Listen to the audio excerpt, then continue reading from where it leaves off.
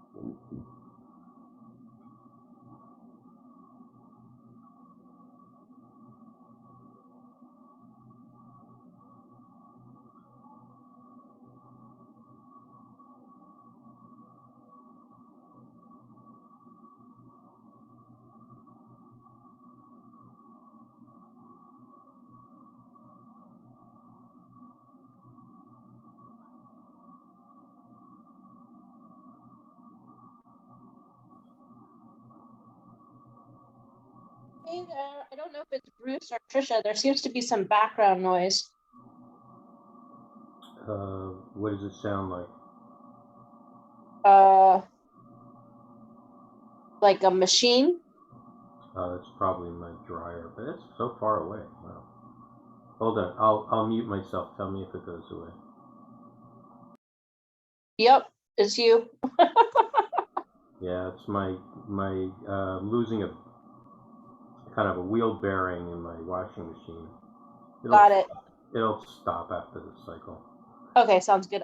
I just want you to know it's pretty loud. Okay. At first, I thought it was like a N train or something. Oh, okay. All right. I'll mute.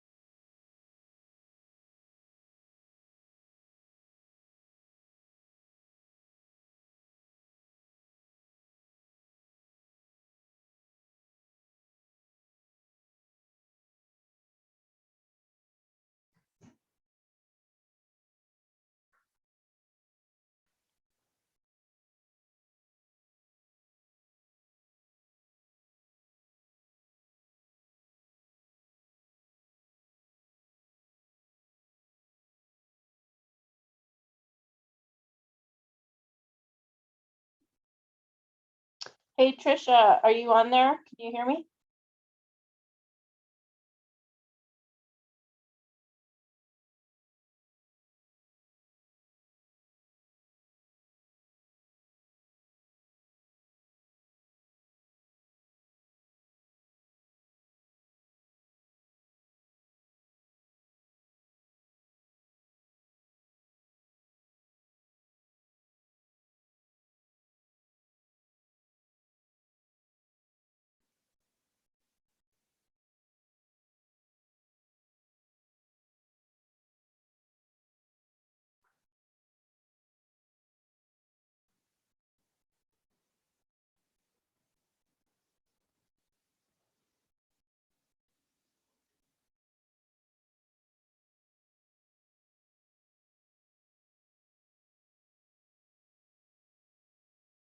I'm yeah, you can say hi to Bruce and Trisha. They're on.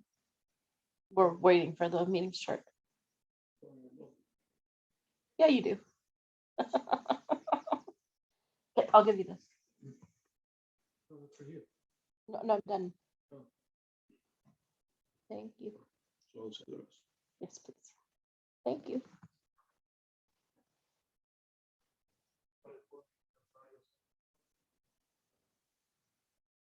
Correct. This is meeting number 3. The first meeting was the D5 budget forum. The second one was the SIP hotel resident meeting. Yeah. How was that meeting, by the way?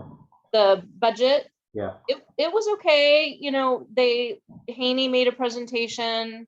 Then there were some questions about process. Then Dean made a presentation about his priorities. He went a little long, and then they had like very little time for people to speak about their priorities for D5. I felt like I put my hand up really early on, and I didn't get called on. Yeah, that's typical for these things. It's kind of because all those decisions are already made. No, not this point. Not at this point. No. We're early because HESPA hasn't even put their request in, you know? Really? Okay. Yeah, we're still early. Okay. Well, that's good. Because I know with other departments, they've already, had their hearings. So, do you still Yeah. hear that? Do you still hear the machine sound? No. Okay.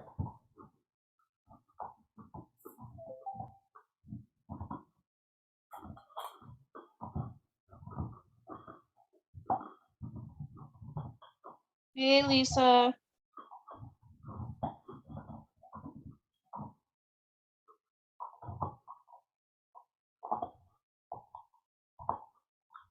Hi, Lisa. Can you hear us? Okay.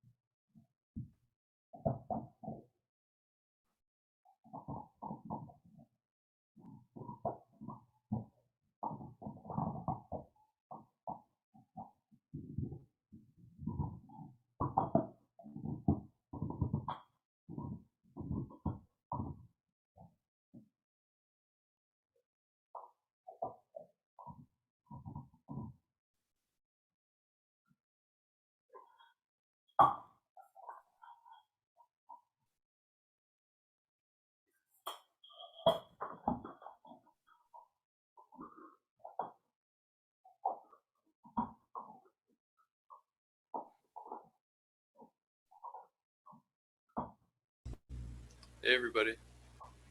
Hello.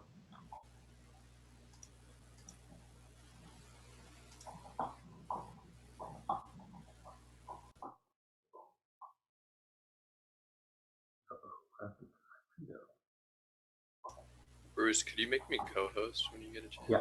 Oh, yes. Sorry about that. Please, thanks.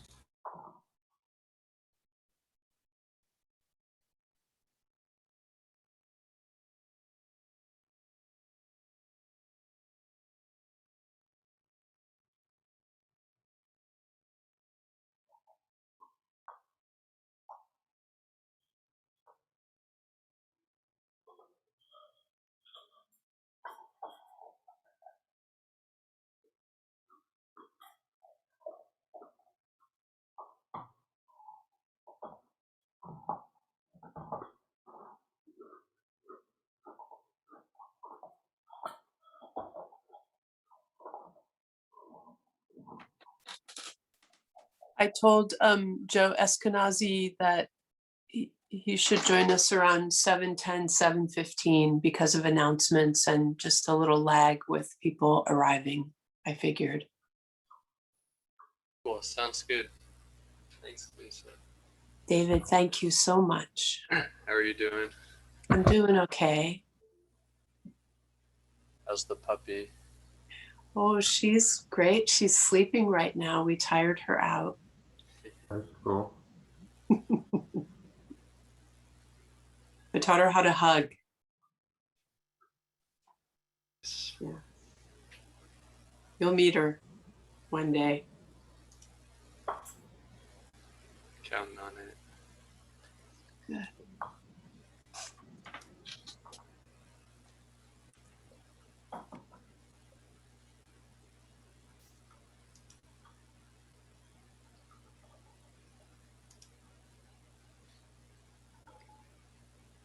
Hi, Kat. Hey, Kat and Richard. Hi. Hi, Richard. Hi, Hi, Lisa. everybody. And then Uh-oh. I have a hungry cat.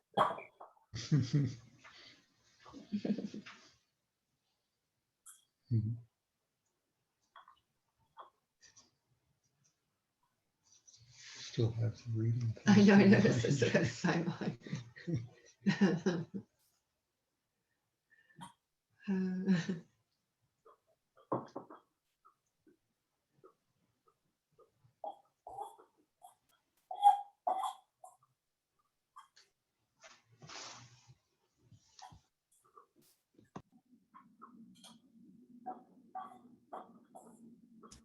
Just gonna give a few minutes to let folks come in. Thanks. Traipsing in, dribbling in.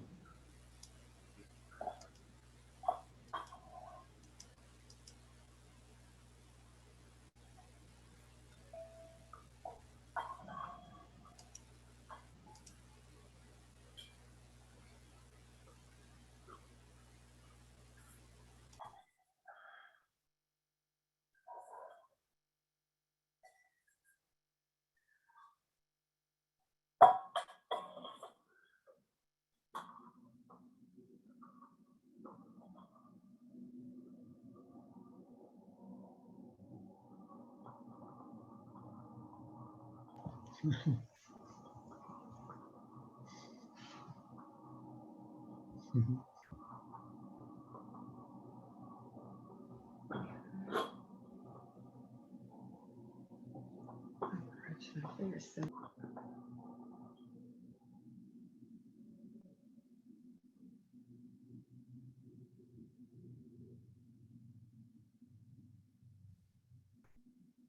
Bruce, it came back, just letting you know.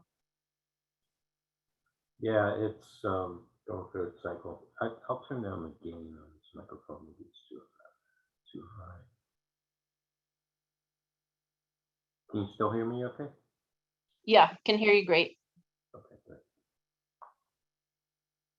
Turn it down a little bit even more. Because I'm using a new webcam, so the microphone, I think it's really sensitive.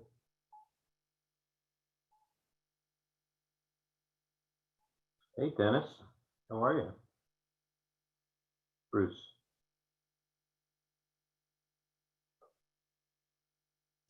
Just gonna give a couple more minutes, people to come in, then we'll get started. Thanks everybody for coming.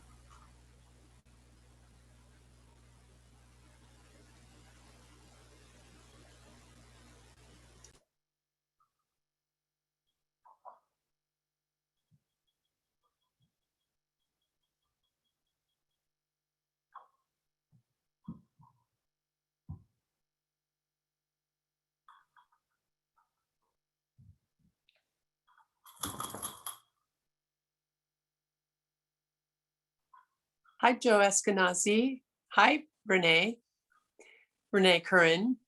Thank you very much for joining us tonight and for agreeing to speak to our people. I just hope the technology holds up here on my end. Oh. That's good. I'm a little challenged myself. I probably should have mentioned that before. Oh. I think we'll muddle through somehow. Oh, I see Lori and Dallas.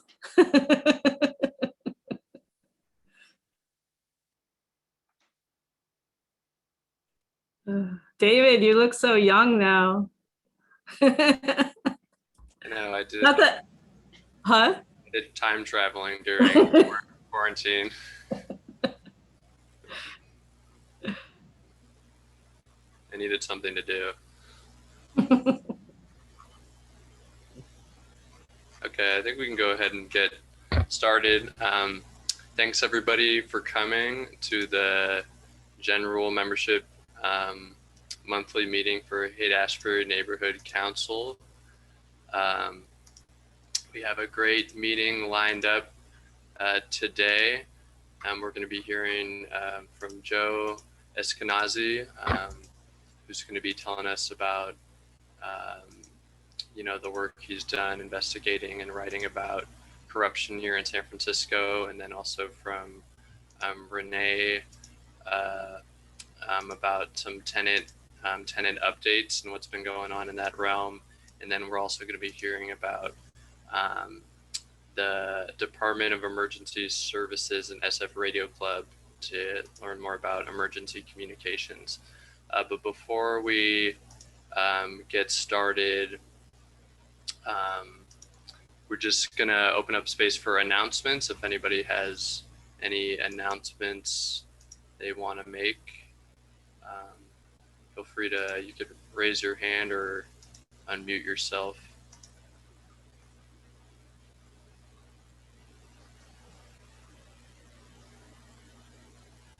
Okay, no announcements.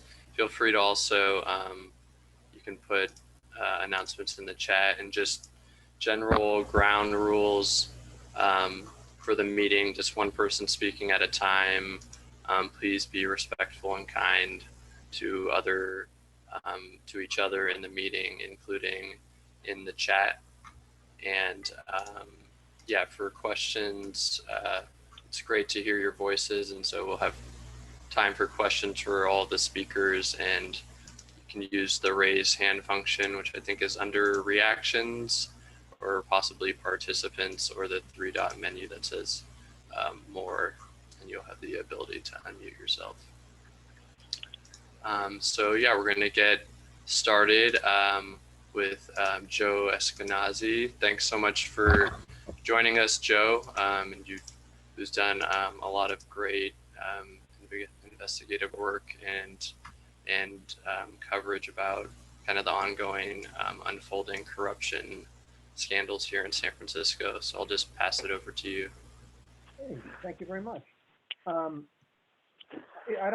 I was told to go for 20 or 30 minutes, which seems like an awfully long time, even considering the level of corruption in San Francisco. So I will set up a preamble and go on, and then I'm open to your questions. Lisa gave me some really good questions to start with. Let me pardon me, I'm looking at the screens, and I will use those to guide myself here. Let's look at the number one question that Lisa had: is the investigation broadening or and expanding? And it's hard to know, but I would have to say likely, because I don't think that this is the end all be all. You don't spend years and years and years and lots of money doing complicated investigations in San Francisco just to pop, the head of Department of Public Works and the head of Public Utilities Commission. Obviously, they had higher aspirations, and there are indicators that they're at least going to go for that. And if people have things to hide, they will be found. And if everybody's been operating on the up and up, then nobody has anything to worry about, right? I'm looking at right now, I think a big what if is Sandra Zuniga cooperating with the feds. Sandra Zuniga, and I have to imagine this is a knowledgeable crowd, but I'll give everyone a basic rundown. Had a lot of jobs, and she was the head of the mayor's Fix-It team, but also worked out of DPW, and she was also Mohammed Nourou's girlfriend at the time. And she is girlfriend one in the original charging papers for Nourou. And she has in fact been charged in a long-standing money laundering conspiracy case. And it went back to 2010, according to the charging documents, which is longer than many of us thought this was going on. That's longer than Mohammed Nourou was on top of DPW. And she was working out of the mayor's office. If anything is going to entangle people in the mayor's office, this would be it. And again, I'm not insinuating anything as far as what they did, but if you're going to get them, this is how you would do it.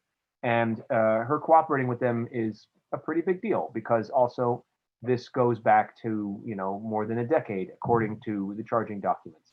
And that was 4 years longer than the original charging documents when she first pleaded guilty. When she agreed to work with the feds, suddenly the investigation became bigger. Someone else who's working with the feds right now is Walter Wong. Walter Wong had a lot of positions. He was someone who was a ubiquitous figure in San Francisco. He bundled a lot of money. kind of worked across all political boundaries here in San Francisco. Was a big Matt Gonzalez guy. Matt Gonzalez's, 2003 mayoral headquarters were out of Walter Wong's building there on Mission Street. But also, a big Rose Pak ally, worked with her people, all over the spectrum here. I'm pretty sure that Walter Wong was implicated, trying to give Chinatown elders sausages and other meal-like items, allegedly in return for Julie Christensen votes back in 2015. So he's been a busy guy. He's also a contractor, but more than that, Walter Wong was a permit expediter. And San Francisco, that's kind of an oddity. It's not just someone who knows the system, it's someone that has kind of warped the system to work for him. And if you don't have a permit expediter, suddenly you are out of luck. He is working with the feds and looking through the charging documents against Harlan Kelly, the head of the Public Utilities Commission. A lot of key information came from Walter Wong. Walter Wong absolutely flipped and served up his old buddy, Harlan Kelly, and appears to have given them material documents, hard copies. So while Harlan Kelly is fighting that and he's innocent until proven guilty, definitely there are a lot of documents there in the Fed's case against Harlan Kelly that he essentially was being bribed to help out his buddy on a bid. So those are the two that I would keep an eye on. That's who's cooperating now. But also keep in mind, and I think, we're working in two worlds here, where on the one hand, we're watching the feds come in and work up the chain here in San Francisco against municipal corruption. On the other hand, you look at law enforcement and how it acts with regard to disadvantaged communities. These relationships don't have to be so different. Law enforcement can be very punitive, can be very mean. And if you're a law enforcement person and you want to make the big case, you're looking for weak links. And the weak links here, they can be very nasty if they wish to be. And if you look at the Kellys, Harlan Kelly, his wife Naomi Kelly, who resigned from city administrator's position, they have children. And certainly somebody can lean on one of them or both of them to give evidence, if there's evidence to be given, and dangle freedom over them. There's very nasty consequences and very heart-rendering consequences that could come out of this. And that's the kind of thing that federal law enforcement could do. Same goes for Walter Wong. Walter Wong, my understanding, and my understanding is Walter Wong is not a well man physically, and would not like to spend, the autumn of his life incarcerated or otherwise inconvenienced, or be bankrupted and not be able to help out his children. They could certainly lean on people like this, and it all depends on how hard they want to lean. My reading, and I'm not the only one, but this is not definitive. My reading of the charging documents is that it appears that the feds were coming in here and had their eye on Mayor Ed Lee. And you will recall that they interviewed Mayor Ed Lee during the whole Shrimp Boy fiasco with Lee Lin-Yi, and he didn't say anything untoward while he was being interviewed by a undercover agent masquerading as somebody else.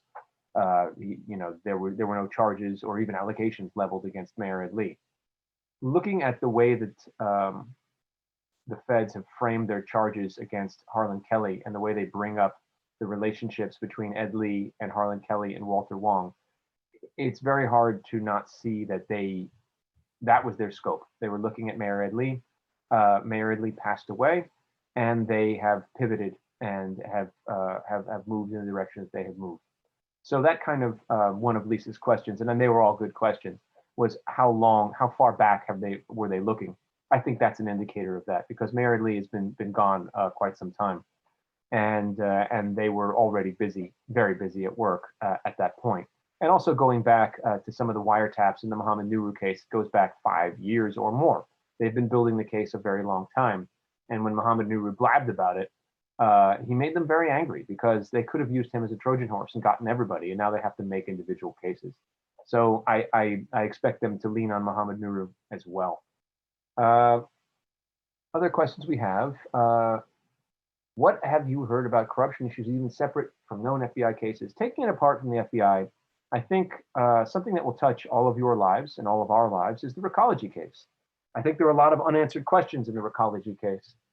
Dennis Herrera got his settlement, I believe that was last month, that we all get the $100 million or our piece of the $100 million.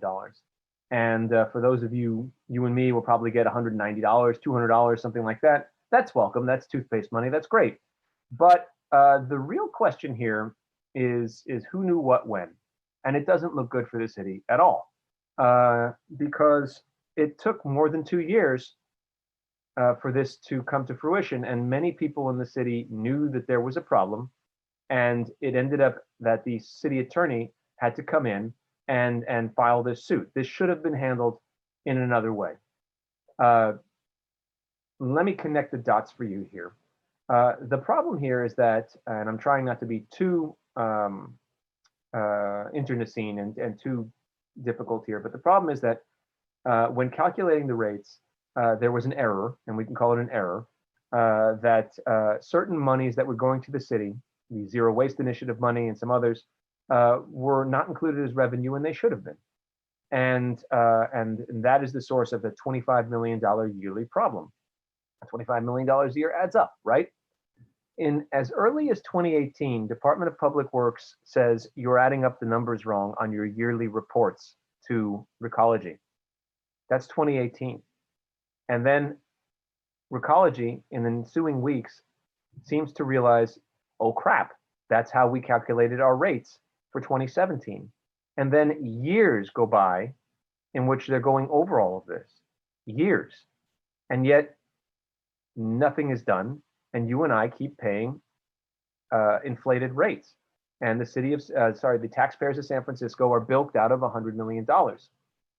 This is something that I think we have not gotten close to getting to the bottom of yet, because why did it take so long? And you could just say that the city moves at a leisurely pace, et cetera. But I think it might be something a little bit more nefarious. I think that everybody here, and this is the better nefarious reading, everybody here was embarrassed. The Department of Public Works was embarrassed they didn't catch this. Recology was embarrassed that they didn't catch this, and the consulting firm involved was embarrassed that they missed the $25 million yearly revenue item. And I think that they may have been trying to find a way to do a make good, to kind of make it work out with, lesser revenues in the future, so that nobody would have to come out onto the carpet and everybody would be made whole. That didn't happen. If you want to look at it in a more nefarious way, money kept going from Recology to Mohammed Nehru Slush Fund after the discovery of this issue. And if you're Recology, suddenly you realize you're getting squeezed from both ends. The city of San Francisco's Public Works Department says, hey, you've been charging people too much, and we know you have. And Mohammed Nehru is just doing Mohammed Nehru things, and you need to pay him to keep him happy, which is what it said in the charging documents. So if you're Recology, you could think, oh crap, they've got compromat on us on two different ways.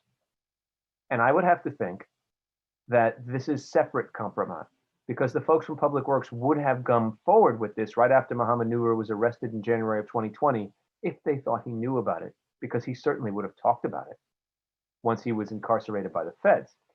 So that's the darker suspicion. That's the darker nefarious, that everybody is holding one over on everybody else. And everybody, it's kind of like an unspoken way of extracting, goods and services from ecology. And that's something we haven't yet figured out if that's the case. But it's very discouraging that the folks at Public Works took so long to not do anything. And in the end, it required the city attorney's action. And by the way, the narrative that nobody comes out looking good in this, the narrative that Recology came forward when it realized there was an error is not entirely truthful. Recology came forward when the gig was up, when Public Works said, hey, you're adding up the numbers wrong, and they realized they're going to catch on. We've been adding up the numbers wrong consequentially on other ways. So nobody's going to come out looking good on that. I don't think that's a federal case, not yet. But there are lots of Recology things that we can look at. Something that hasn't gotten a lot of press yet is that Recology sold a parcel of land in Potrero to Amazon for $200 million in December. And we know that Recology was aware that it had been bilking the taxpayers of San Francisco and was aware that that people knew about it. And by December, I think that they were aware. No, I don't know that they were aware in December that they were being investigated by the city attorney, but they could have anticipated that they had $100 million in change that they would have to make up for. So hurriedly selling that parcel of land to Amazon suddenly takes on a different light. These are the kind of things that you look at. I don't think that's corruption per se, but it is an interesting way of doing things. And I don't think anybody in the city wants an Amazon warehouse there. Certainly, I talked to Supervisor Walton the other day, and I said, "What about this project?" And he very markedly said, "There is no project." And he said, "Amazon has been an extremely irresponsible company," and so I don't think anybody wanted this. And if indeed Recology hurriedly sold rather than building housing there to make up the money that it needed because it had overcharged the city of San Francisco's ratepayers, that's unfortunate. That's unfortunate that they had to do this in order to make that money. in order to keep their money going. Someone has, hey, wow, yeah, people can send me stuff in the chats. How much more is Parks Alliance implicated in what we've read about? That's hard to say. I would say that this was something that was disappointing to me, the coverage of the Ferris wheel. I can't relate to everybody here about the aesthetics of Golden Gate Park. I don't have strong feelings about a Ferris wheel per se, but I have to tell you, I have thoughts about the way it was portrayed and the ways that people thought about this. Everyone said it's fun, it's fun, it's fun, it's fun. I did the math and it would cost me $65 to put my family into it for 12 minutes. And I think that this is, if this is what fun is, then that explains why I have a dearth of family of 5 in San Francisco. I think it's a little bit obscene that something on public land like this is so expensive. That strikes me as crazy. If you want to, I mean, there should be more family prices, I think, for something that's on public land of this sort. And then also separate and apart from, the it's fun issue. And I wrote about this. The structure of the contract is screwy. The structure of the contract is definitely screwy. It's very weird to have money flowing to a nonprofit like this when it's all on public land. It was a very suspect thing.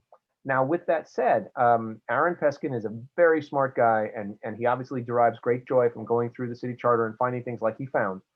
But the solution to every problem shouldn't be having a parsing of words like this at the board level. This is something that should have been caught earlier. And that solution was not perfect. And you might recall that the city attorneys took the very rare step of saying they didn't think it was legal, and they said that in public. So had the supervisors adopted Supervisor Chan and Supervisor Peskin's proposal, that would have provided a clear legal path for a lawsuit against the city by the Skywheel people and others. So that's something to think about. It's not normal for the city attorney to be as forthcoming like that in public about what they think is legal and what they think isn't. Now, for you and me, it certainly looks like a structure to me, but I think that Supervisor Peskin was thinking like a rational person instead of like a lawyer. And in Park and Rec world, the fact that there's a big cement base like that means it's not a structure, because it means you can just obliterate the base later and the impact is gone. But you and I would look at something with big, cement base and 150 foot high and think that's a structure. I remember years ago getting into an argument with then Rec and Park spokeswoman Connie Chan about whether a kiddie pool in a park was a structure, in an issue where people were ticketed over bringing a kiddie pool, bringing snow into a park, frozen ice into a park, and they were ticketed for littering. And the term structure is a term of art with Rec and Park, apparently. It means something, kind of like that line from Close Encounters of the Third Kind. This means something. So there's that. Oh, okay. People are asking about Mohammed Nuru. Mohammed Nuru has been the center of many scandals. I think, and many of you probably have been in San Francisco for quite a long time. And I was born here, and I've been politically aware for most of 20 years. I was covering stuff in the East Bay before that and doing other more general work before that. But the amazing thing about Mohammed Nuru is once he was busted in January, it wasn't like it struck anybody as surprising. When I was trying to get my second source to confirm that he had been arrested by the feds, which was something I broke, though not. I wasn't the first to write a story. The Chronicle got the first story. They were faster. I had to drop off my children. I was on the bus. I was on the 14-hour bus with my two kids, my two babies, my two youngest babies, and I tweeted that out. And then Evan Sarnofsky broke that story for the Chronicle. But when I was asking around to try and get the second source, because I'd heard that he was arrested the day before, and I was trying so hard to get that second source. I said, have you heard of a city official that has been arrested by the feds? And someone said, well, it must be Muhammad. It must be Muhammad because he can't help himself. He can't help himself. And so that this was so well known is something that now takes on a bit of a different light. I mean, you can think of so many different analogies like Me Too or something like that, where it's like, well, everybody knows that guy's handsy. And it's like, well, how was that okay for years and years and years, right? Everybody knows that guy's a drunk and he likes to drive the city bus. It's like, well, how was that okay for many years? And Muhammad's resume is littered with things like this. And you have to take a step back and realize he got the job because of that horrible record. He got the job because of that horrible record. Like normally you and I would say like, oh, this is terrible. Someone like this should never be in a position of authority. But he got the job because of the terrible record, because he would do these terrible things and because he was effective at it. And he would do the things that he shouldn't have been asked to do, and so that's why he got the job. And I've written this before. Muhammad Nuru exploited a market inefficiency. There are problems with the cleanliness on San Francisco streets, so he is able to do things quickly that should be done as a matter of course, but now he can kind of cash it in as a favor. Oh, there's a big pile of refuse at the corner of your street. Well, we'll get my guys on that. And if he likes you, he cleans it up. And if he doesn't, maybe he doesn't. And so that's a problem. Like you have this like transactional personal favors instead of like a city that works well. And that feels like another part of the world. And in many ways, San Francisco is a multi-billion-dollar second world nation. Everything in San Francisco is relationship based. And that includes actually getting things done. And that can be malevolent like Muhammad Nuru, or it can be benevolent like Bevan Duffy. Like Bevan Duffy has a crazy Rolodex, and like if he sees a homeless person suffering, he'll make a few calls and that guy gets to go to a shelter. Now, that's not how things should work. There should be a system where these things work out in some kind of orderly way. But, Bevan will use his connections to help people in that way, and other people will use their connections to kind of cash it in. I've often also seen that Willie Brown and Aaron Peskin have a very similar MO. They kind of like if you've ever hung out with Aaron, people like bring city documents to him and say, how can I get this to work? They want to ticket my store, etc. And like Aaron just like gets a kick out of this shit, and he just like helps them out. Whereas like for Willie Brown, it's a cottage industry. And I'm not saying that Bevan and Aaron are perfect people or wonderful people, but like it hasn't become a monetized thing for them. It's not quite transactional. On the other hand, you shouldn't need a powerful person to inveigh on your behalf or interpret the system for you. And that happens here, I think, more than other places. And I think that people who know what they're doing ensure that that's the case, so that they are always necessary and first in line. Let's see what we have here. Who first hired Nuru? Was it Ed Lee? Nuru was brought into the department by Willie Brown. He was made head of the department by Ed Lee. And I think we all should have seen things coming when Ed Lee made him head of the department. That was an indefensible move then, and only becomes more indefensible as time moves forward. And I think it is a good pushing back of many people's Manichaean worldviews, that Ed Lee can be a good man and a savvy politician at the same time. It's kind of like the line from Pirates of the Caribbean. He's a good man and a pirate. Nobody puts Muhammad Nuru in a position of power in 2011 and can be called, an altruistic person. Nobody can claim that. And Ed Lee, who had been in many city positions, wasn't a naive person. He was a former head of public works as well. So, you you have to know what you're doing when you do something like that. So we should try and compartmentalize our views of people. People can do good things and bad things at the same time. And putting Mohammed Nuru in charge of the department is an unmitigated bad thing. Let's see what we got here. Oh, people are asking about the DPW is the only major slice of the SF economic pie that doesn't have an oversight commission. Would that have helped curb these nefarious activities? Well, it's hard to say, and that's a good question. This will change because of Matt Haney's legislation. But the PUC, and we haven't talked much about the PUC, which I think is the next major frontier for the feds to go after. The PUC does have a commission, and if you go through, the PUC commission has how many former heads of the PUC are on the PUC commission? 2, 3. So I mean, like, having a commission in and of itself won't save you. With that said, the DPW was uniquely positioned for corruption because Mohammed Nuru had much more leeway than other department heads because Ed Lee surreptitiously took away any manner of oversight on large contracts. So he was overseeing himself. My friend and writing partner Benjamin Wax has a line about things like this. The fox wasn't guarding the henhouse. The fox was opening up a KFC franchise. It was, I mean, having Mohammed Nuru with oversight power of himself is problematic, to say the very least. Okay, what role did Parks Alliance play exactly in the Mohammed Nuru scandal? Several nonprofits are listed, but not by name.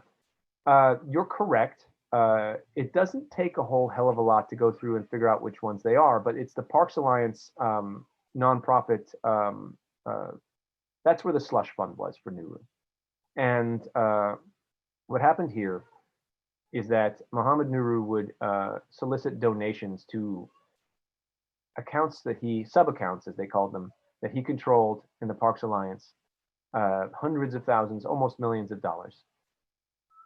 Buried in the controller's audit of this, which is a very thorough audit, is that Naomi Kelly knew that Mohammed Nuru was asking for funds from people that had contracts, hopeful contracts before him, which is a dodgy proposition and is something that Supervisor Chris Daly had actually put forward legislation that department heads wouldn't have been allowed to do this. And he didn't have the votes. I think he lost 7-4, some years ago.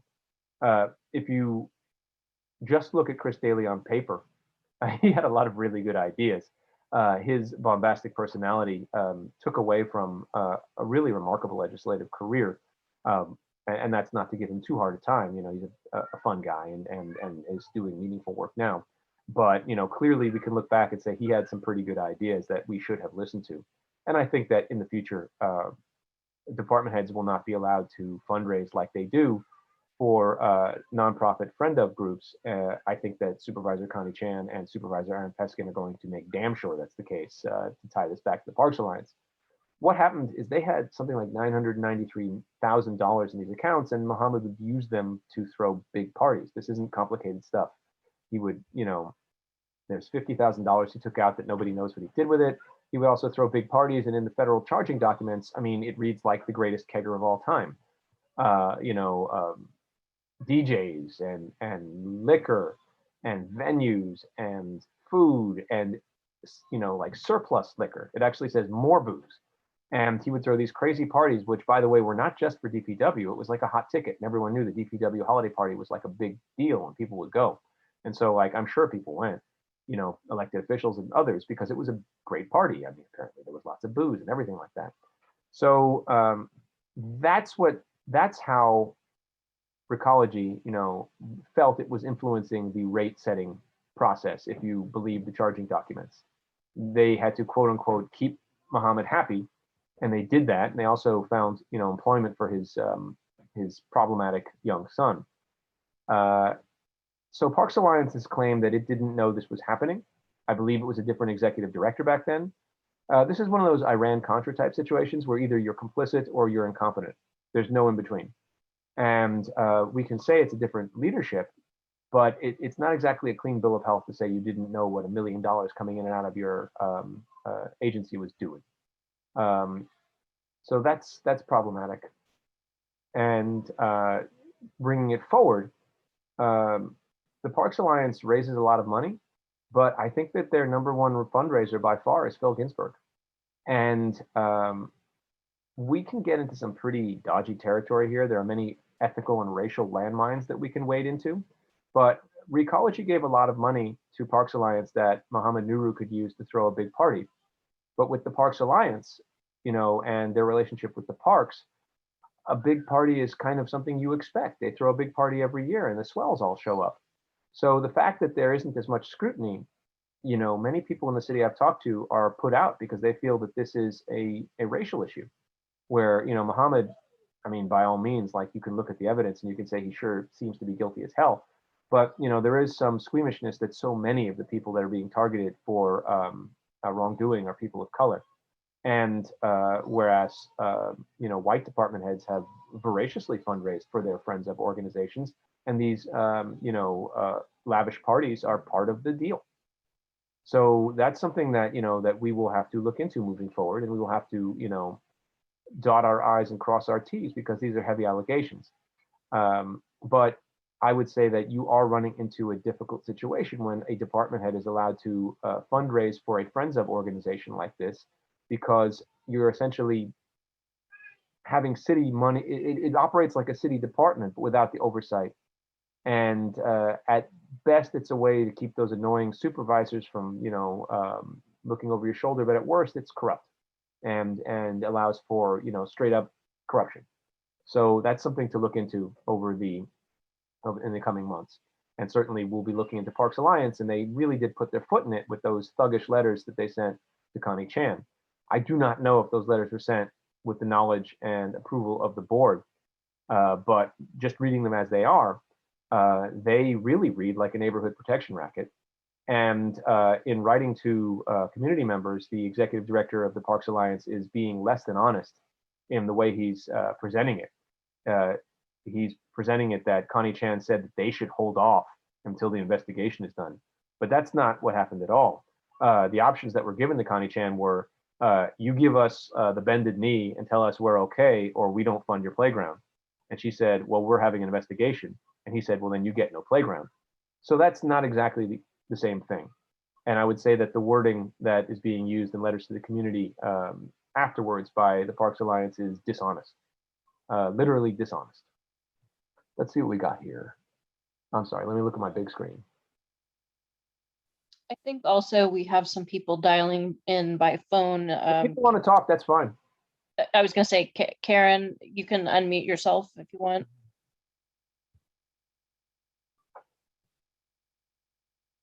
Okay, thank you. I've got a couple of questions, and your responses, as far as I'm concerned, can be knowledge, hunches, or guesses. I'm wondering if you have any idea of what they were looking at Ed Lee for.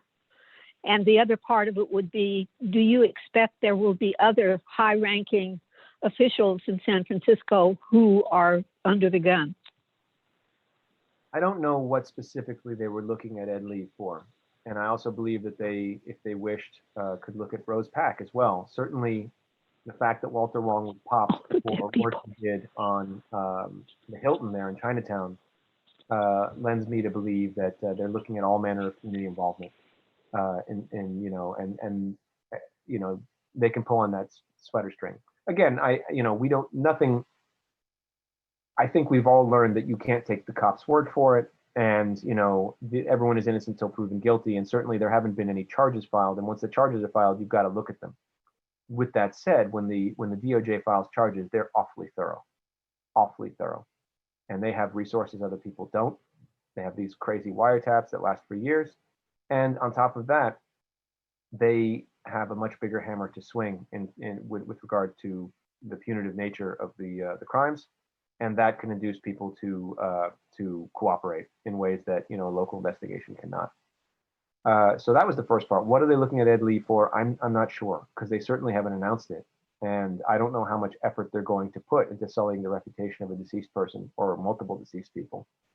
But, you know, quite a while ago, my sources were telling me that we were going to run a lap through Chinatown, and that hasn't quite come to fruition, but you know, it is a bit beneath the surface there, and you can look at it beneath the surface in the Harlan Kelly charging documents. What was the next question? I'm sorry, ma'am. You had a follow-up. Oh, is anyone else going to be under the gun? I think so. Unless everybody's operating completely on the level. Because again, like I said at the outset, if the feds want to be nasty and want to threaten to ruin people's lives, there are lives to be ruined here. And they have Sandra Zuniga, who worked out of the mayor's office, and they have the office of the city minister. They have former city administrator Naomi Kelly, who hasn't been charged, but certainly, you know, if they want to be punitive and nasty and even sadistic, there are things they could do. And the same goes with Harlan Kelly, and the same goes with all of them. You know, I do not think that this entire rigmarole has been because of trying to get department heads. I think they're going for something more. Thank you. Mm-hmm.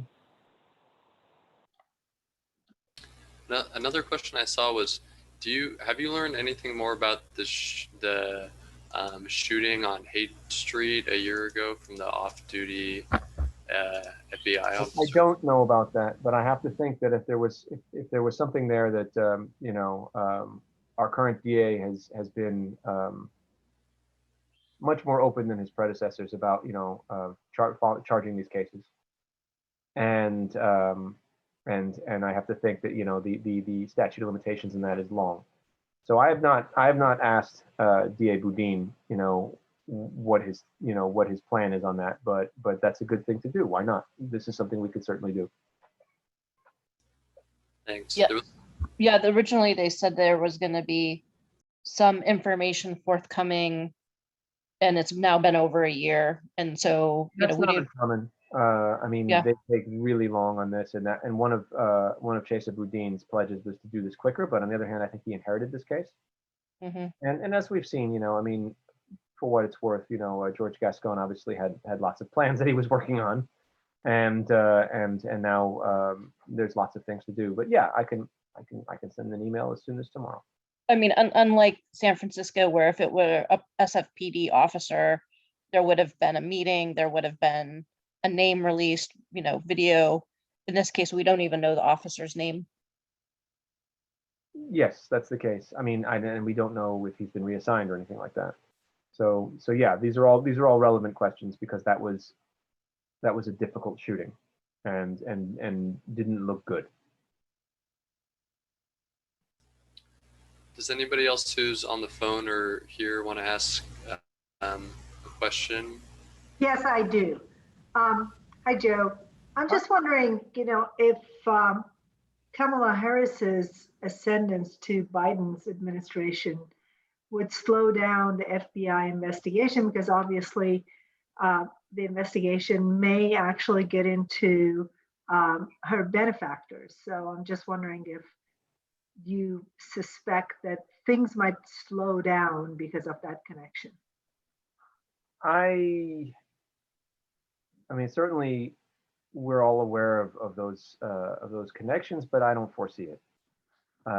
You know, the fact that they continued the investigation after Dave Anderson departed, and they're still doing work, is a hopeful sign.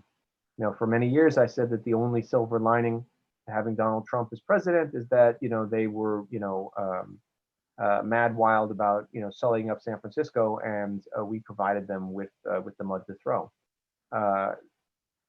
I don't think that the Democrats in office now are going to be, you know, so keen to be part of team corruption, and also Kamala Harris doesn't need those people anymore. Kamala Harris is the vice president and is in pole position to, you know, go higher. So she does not need those local benefactors anymore, some of whom need her more than him and have for quite some time, regardless of what they wrote in their newspaper columns.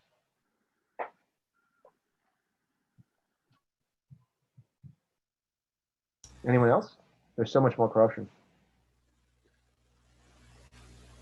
Any other questions? If there were one other piece of corruption that you thought we should know about or piques your interest, what would it be? Well, I'm always working on stuff at the building department, and I think we've really only, I mean, we haven't even begun to scratch the surface there. When I talk to people about that, they say this makes solving homelessness look easy and possible. So that's a problem because, you know, if you don't inspect buildings properly, things can go wrong. You know, fires, earthquakes. None of these have happened in San Francisco's history, thank God, right? So that's a problem. I see that, I don't know about if it's corruption per se, but I'm very concerned about the city's plans on how to reopen, you know, in post-pandemic times. If we don't return to some sense of normalcy with regards to offices and downtown, the city is going to be out of money in a bad way. We haven't figured out what to do about that. So much of San Francisco's economy is people coming in and inhabiting these offices and buying things and transacting throughout the day. So we haven't figured out quite what to do about that yet. So that's going to be a big problem through the years. If we can't get Department of Building Inspection fixed right away, by the way, how are they going to adequately permit all the HVAC systems that are going to be de rigueur in all these offices?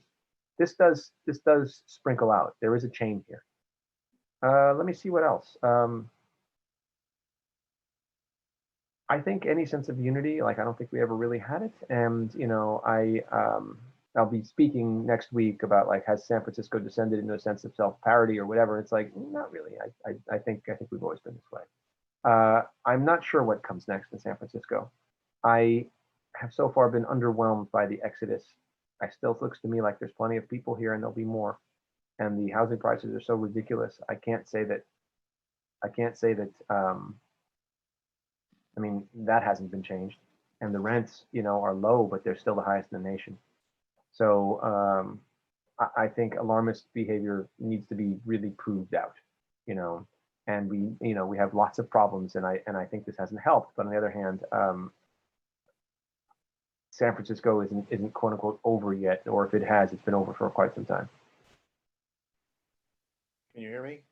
I can. Oh, Yeah, go ahead. there's a lawsuit, and there was a fire at 22nd and Mission. Oh yeah. What's going to happen with that? Well, I don't think that he's going to be able to build stuff there. I think that it's very hard to get things through that neighborhood that are not wanted, and the fact that the people who live there weren't given a clear right of return kind of is a non-starter. I foresee it being a vacant lot for quite some time, and the neighborhood success on 16th and Mission has, you know, kind of encouraged folks to hold out for, you know, their dream. There's no reason to compromise if, and that's good or bad. You know, sometimes it might be good to have something there rather than a vacant lot. But you know, on the other hand, that was, and by the way, like my place of business, Mission Local, was burned out in that fire. So you know, we have a horse in this fight. But that was a really egalitarian building, and I think everybody knew that, like, you know, things weren't perfect there. But unfortunately, that's like the equation that like people kind of become inured to this in San Francisco. It's like, oh, well, it's affordable, but that makes it dangerous. I believe that the district attorney actually filed suit against the fire hydrant guy, the fire extinguisher guy. Is that the lawsuit you're talking about? Yes, and the fire alarm. Yeah, this guy was according to the suit, like this is very crude fraud. And it wasn't in anybody else's stories, but my guys at the DBI told me that this guy, that thousands of fire extinguishers throughout the city may be functionally worthless. That's very scary. Everybody who lives in an apartment should go and check and see whose name is on the registration there. I mean, thank God he was honest about his dishonesty and didn't come up with like dummy name companies that would have made it hard to track. I can't remember the name, but if you look up the terms fire extinguisher in quotes and Hawk Lou in quotes and Mission Local in quotes, we had that in our story. But yeah, you should, I mean, anybody who lives in a communal place or in your office or in your home should go and make sure that this guy wasn't the one ensuring your fire extinguishers work, because if that's the case, then you've got a problem. It will not work at the time that you most need it to work. Sounds like a corruption bigger than the neighborhood thing, because all the fire alarm systems in the city are suspect, I think. Well, anything he worked on, but I mean, you know, the city's big. And you know, the fact that DA is involved, whenever the DA gets involved, it's always a big deal, because the DA is in the criminal realm, like put you in jail, criminal realm, right? And that's why, you know, I wrote recently that the DA has been interviewing people from Department of Building Inspection, for white collar crime. That's a big deal. That's criminal charges. That's not just, you know, I mean, many of you might be familiar with Ann Kahagi, the worst landlord in San Francisco. For all the misery that Ann Kahagi caused, you know, she never really faced jail time because the city attorney made the calculation that it was better just to get the money and start, you know, putting that towards, you know, solutions and helping people and keeping people in their buildings and whatnot, despite, you know, whatever carceral urges we may have regarding someone who's just so unsympathetic and you know, so problematic. But when the DA gets involved, then they can put you in jail. They can file criminal charges. And the fact that DA got involved with this fire extinguisher contractor is a very big deal. Again, I think mostly you need to look at the fire extinguishers. I don't know that the fire systems, you know, that's a big deal as well. But like the fire extinguishers, that might be more rampant. But again, like there is a list. You know, there should be a list, and you know, and we can write to the DA and we can get that. But also, I believe that there are, you know, state sanctioning bodies that know these things as well. So yeah, that's one of those things that everybody should look. I think you should publish the list. I haven't got it yet. So it would definitely be the kind of thing that I would want. And I think that they'd be inclined to give it to me if they had one. You know, this is not a secret document. People's lives are at stake. So yeah, we can get that if it exists, and we can publish that. Thanks. We have time maybe for one more question if anybody has one. Yeah, well, we appreciate, you know, so much, Joe, you coming and all the, you know, the investigative pieces you put out. It's been, I think, like you said, not a lot of it maybe not super surprising, but just reading all of the details and the intricacies has been very illuminating. So really appreciate your work on this. Well, thank you kindly. I appreciate you reading. And, you know, there's always going to be more. And at some point, San Francisco has to decide, like, you know, when are people going to be held accountable? And that's something that Benjamin Wax and I were writing about, you know, back in 2009. San Francisco's problem is that it doesn't hold people accountable. People are not, and that doesn't necessarily, I mean, like, I don't want people to go get thrown in jail necessarily, but like people just keep skating through. People get so many second, third, fourth, fifth chances. And you know, at some point, like, we have to decide, like, what is too much, and what are we going to do? And that's complicated. You know, easy solutions to complicated problems are not going to help. Like, for example, recalling the Board of Education. I have a child in school. I certainly understand the impetus there. I'm not a fan, but I think that this is a move that will backfire. You know, and if for all those saying, well, the mayor should appoint everyone, it's like, well, then schools could run as efficiently as Muni because the mayor appoints everyone to that board. So, you know, it's once you try to make these difficult solutions and you try to get to places where things work, it gets to be very complicated and it's hard. And, you know, my job as a journalist, like, I would love to give you solutions that work, but sometimes it's so much easier to tell you what doesn't work. What works is harder and sometimes is elusive. And sometimes you have to take a step back and think, well, anything works. So what level of dysfunction are we willing to accept, and for what price? Great questions. Well, yeah, thank you so much, Joe. Yeah, and everyone check out Joe's work on Mission Local. So yeah, thanks for taking time and being here and fielding our questions. We really appreciate it. Thank you kindly. Thank you for inviting me, and please keep reading. Thank you so much, Joe. And I think everyone should consider supporting Mission Local. If you believe in independent journalism like what Joe and the others are doing, it's pretty phenomenal and amazing. And I'm sure it's not easy. And everybody tune in to Mission Local tomorrow. My colleague Julian Mark has a really good story about the police. Fabulous. Mm-hmm. Thank you kindly. Thank you. All right, I hear the kids screaming. Okay. Yeah, thank you. Bye. Thank you.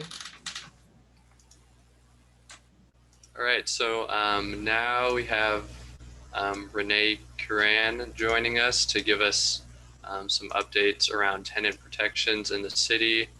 And yeah, you know, it was, you know, all the existing issues and problems, I think, have I think we know really been exacerbated by COVID-19. So yeah, thanks for coming, Renee. And Okay.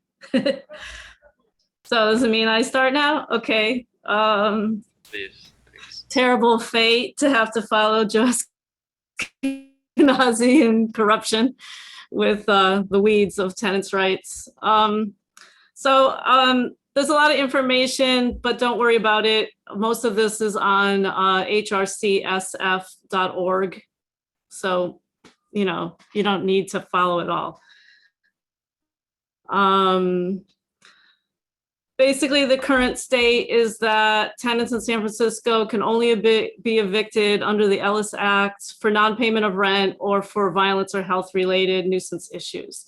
And that's good right now until June 30th, 2021, unless they extend it.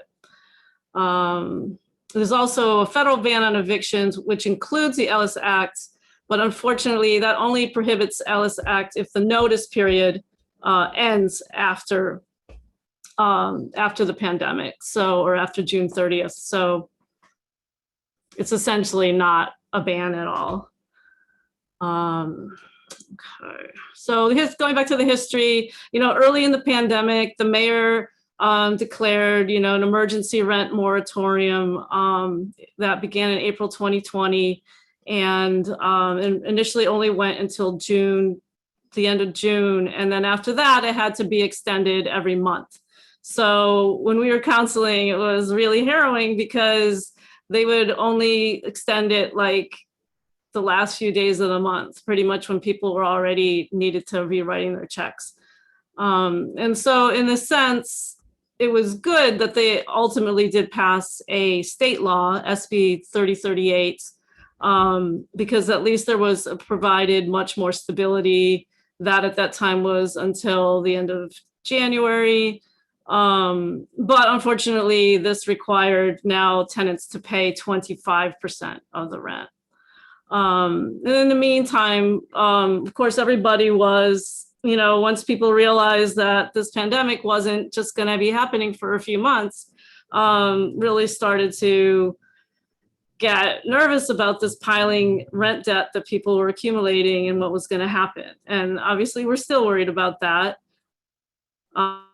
Fortunately, you know, our supervisor, Dean, managed to get legislation passed to convert the rent debt to consumer debt so that tenants cannot be evicted for any of the rent that is covered by the moratorium. So for San Francisco's, that's all the rent from April through August 2020. And then after that, 25% of the rent. Okay. And then, you know, as people know, probably, you know, SB 3038 expired, and then that was renewed in the form of SB 91. And so, because of this legislation, the notices to pay or quit are now 15 days, and they have to include a copy of the declaration that tenants need to sign to say that they can't pay due to COVID-related issues. So what are we doing? And then, you know, so tenants still are responsible for the 25%. They don't have to pay it yet. They have until June 30th. So that's the big date for pretty much anything we're talking about, June 30th. Everything, you know, who knows? It may go to shit or something. I don't know. So if people are in a bind right now and they can't get that 25%, there's a couple things. You know, we just passed state rent relief. So because of the state rent relief and also because of the CARES Act, we have this $54 million in rent relief. Unfortunately, tenants apparently, the statistics say owe over $100 million in rent. Because of this, there is a movement right now for tenants in the large corporate owned buildings to not apply for that rent relief and to instead organize to work out a deal with their landlords, because they feel that the landlords should be able to use their own equity that they've already accumulated to work out a deal with their own tenants. And the problem with one big problem with the state law is that it does not give priority to small landlords. So right now, the big corporate landlords are gobbling up that money. And it's going to go fast. And the way that the state program works is that if a landlord applies, the landlord can apply and a tenant can apply. And we encourage tenants to apply. This way they don't have to give their personal information to their landlords to apply for them. And when a tenant applies, then the state will inform the landlord, and the landlord then has 10 days to respond to say that, yeah, we want to go along with this. And if the landlord responds and says yes, or if the landlord themselves apply and qualify, they get 80% of the rent that's owed for like the whole year in exchange for forgiving the remaining 20%. If a tenant applies and the landlord doesn't cooperate, the tenant only gets 25%. So, and then as we know, we passed Prop I, and we've had problems getting it implemented because of our dear mayor, but apparently that's going forward, but nothing's happened yet on that. So we don't really know how that's going to work. But the state program, the application is online at Housing is Key. So just Google that. Okay. Other protections, can pass some legislation to basically protect tenants from the hassle of construction work during, shelter in place. It's not a great law, unfortunately. It just kind of extends the notice period. So there was a brief period where non-necessary construction was prohibited, but that's been lifted since last summer. So they can do any kind of construction they want. And if it interferes with your utilities or your water, all they have to do is just give you more notice and provide a alternative power source. And if the water's issue, that's just bottled water. So it's not great. And they're also supposed to provide some sound insulation between the construction project and the occupied units for tenants. And if they're not doing that, the enforcement is through the DBI. So you have to call the Department of Building Inspectors. So with all these protections in place, the landlords, they're pretty crafty. They know ways around these protections. And of course, one of the legal ways around obviously is the Ellis Act of business, and then empty all the tenants of all their buildings of all the tenants, with some proper notice and a relocation money. But thanks to Lisa, who just sent me the article, I just learned about AB 854, which is going to be introduced by a State Assembly member, Alex Lee of San Jose. And this is the latest attempt to curb the Ellis Act. So this would say that a landlord could not use the Ellis Act more than once, or is it once? Yeah, once every 10 years. And then they would also have to own the building at least 5 years before they even did that. And I think a lot of people may know that Mark Leno in 2014 made a similar attempt that went down, but it actually went down fairly narrowly. And these are different times. So that's a bit of hope, and that's going before, look at my notes.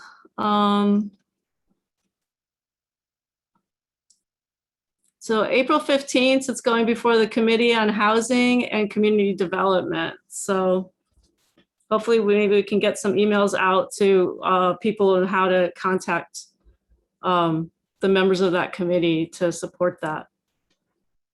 And, you know, another thing that's happening a lot in the recent years, not just during the pandemic, is buyouts. You know, even though Ellis Act is really easy in some senses to do, there are restrictions where, you know, they can't go condo if theoretically they can't go. They do an Ellis Act, so they threaten their tenants with the Ellis Act and get them to take a buyout. We've had, you know, hundreds of buyouts a year, just according to rent board records, which are not very complete. There were 51 buyouts in 2019 in District 5 alone. And Ozzy Rome and I started going through these buyout lists and then also looking up the buildings and seeing what kind of permits were being pulled for these buildings. And we actually found a remarkable number and remarkable correlation between buyouts and this like really, really high level remodels of apartments. So these apartments are getting added bathrooms, washer dryers, in some cases added bedrooms. So landlords are just going nuts. You know, here we are, people leaving the city in empty units, and they're just adding bedrooms and making, turning these units into luxury units with, you know, a bathroom per person in these units.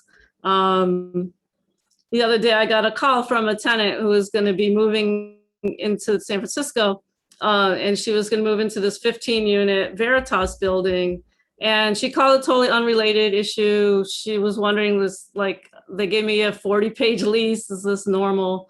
And, you know, as we were talking, I said, oh, let me look at your building and see if there's any, you know, if there's any construction going to be going on while you're there. And this is a 15-unit building. I found at least 7 units between October 2019 and December 2020 that had these major renovations. They moved the kitchens, they turned the kitchen into a bedroom, they turned the bedroom into a kitchen, they added a bathroom, they added washer dryers. You know, in this short period, like 7 out of 15 units, like what's happening to these tenants? You know, these tenants are not likely just moving willingly. So yeah, and maybe I'll take questions because I don't know what else to talk about. Okay, so with someone who didn't have a reduced income but got behind on rent because their expenses went up during COVID succeed in getting money. Well, I mean, they don't, you mean succeed in getting the state rent relief? Correct. Yeah. In this case, childcare costs, and because her child wasn't in school, she's a single parent, and she had, you know, stopped taking buses and started taking lifts to work. So her income went up. I mean, her expenses went up, but her income didn't go down. Yep. You know, the application online tells you what kind of documentation that you have to provide. And I don't offhand, most of that stuff had to do with income, but I think if you just check it on Housing is Key and look at the kind of documents that might answer the question, I don't actually remember offhand. I mean, I think sometimes if it's medical expenses, but yeah, that might be a tough one. Lisa, go ahead. What did you have your? Yes. So this is kind of a jumbled question, but so it seems like there is an uptick in Ellis evictions. And it seems like landlords understand that's one of the few devices left to them in this time. And I mean, this is my sense, and of course you have far more knowledge. But and I'm thinking there's a 10-unit building for sale, apartment building in the middle of my block. The for sale sign went up just about a month ago. Mhm. And I just, well, these are unrelated questions, but I'm always looking for patterns and looking for ways that realtors and landlords try to get rid of existing people who have lower rents than market rate rents. And so are you seeing a real uptick in Ellis evictions, or are you getting a lot more calls from tenants about them? And what about a 10-unit building that's full of tenants that just went up for sale? I mean, what could those people do proactively? They could organize, right? Yeah, I mean, it's still rare to get a Ellis in a unit in a building as big as that. You know, the most vulnerable are like the 2-3 unit buildings, you know, maybe 4, but the larger buildings not so much. And I think that like when we were looking at the buyouts, that like the buyouts tended to be in the bigger buildings, you know, and so I think they're more like likely to be under pressure to take a buyout, and maybe people don't necessarily understand, you know, that you know, that a larger building like that isn't, I mean, never say never, right? I mean, we all know, we all have a friend, right, whose 8-unit building was Ellis, and it still sits empty for 2 years. But yeah, I don't think that's a major threat. I think that it's just these tricks of the buyout, and, you know, even like some of this construction, like that building I was talking about was a 15, even though I didn't really talk to anyone who lived there. I did talk to tenants in the building in the marina that the construction went on nonstop for 2 years, and like people just moved out. They just couldn't take it anymore. And so I think it's more like, you know, the renoviction problem than an Ellis problem in the larger buildings. But yeah, I do see troubling uptick. I don't know, but that's only anecdotally. I don't know any stats, any numbers on it, but it just feels like every time I counsel, I get at least one call from someone that, you know, is worried about Ellis, you know, their building is selling. So. Right. And one more question. I don't mean to be a question hog, but so this talk of establishing what are they calling it? A directory of empty units, or there's a word they don't want to use. Rental registry. Yeah. Yes. Is that the word they don't want to use? Yeah. Yeah. I just wonder how far that will get, because, you know, it's been a battle for a long time, hasn't it? I mean, and not a lot of progress has been made. And it's the rent board now that's been charged with organizing it and enforcing it. Is that correct or no? Yeah, right. Ozzy, are you on? Yeah, Ozzy knows a lot about this too. Of course. Yeah. That was one of the biggest disappointments, you know. I mean, I don't care, you know, who wants to take credit for it, but was the biggest disappointment. It's not even going to go live until 2023. And, you know, the city attorney was very much instrumental in shutting this down, you know. So I think, you know, the biggest reason that we couldn't get the planning to do the job the same way as they're doing it for short-term rentals was because of the city attorney. And we didn't have enough gusto to push back. And that's why we got stuck with that. And in fact, the rent board didn't want it because they don't have any training. They don't have the staff. So that's why they want to take some couple of years to come up to speed, you know, to figure out how to do data entry. So that's, yeah, I mean, that's the reality. I mean, it's unfortunate, but then if we had more people pressuring, you know, because like as Supervisor Preston once told us when we were complaining about the city attorney, and we were like, basically alerting him that, hey, these are some of the suggestions we have for you to legislate, and beware of the city attorney's office. And he's like, I know, because, I've dealt with them on this moratorium and I know how to push back. So we didn't have a Dean Preston on the rental registry. That's why we ended up with such piss poor results. So, but Renee, Yeah. you may want to, talk about the Dorothy's situation and how. Yeah. And then, that was, since Ellis Act is the topic, you may want to tell them. yeah, and I see from one of the questions I probably need to explain Ellis Act better, because I guess the question looks like about 1965 page that is actually about an owner move-in. So Ellis Act is not the same as an owner move-in. So for owner move-in eviction, which are really not very popular now because, one good thing that Jane Kim did is like she really restricted that even more than before and created some oversight in owner move-in, because for owner move-in, they have to move in within a few months. They have to stay for 3 years.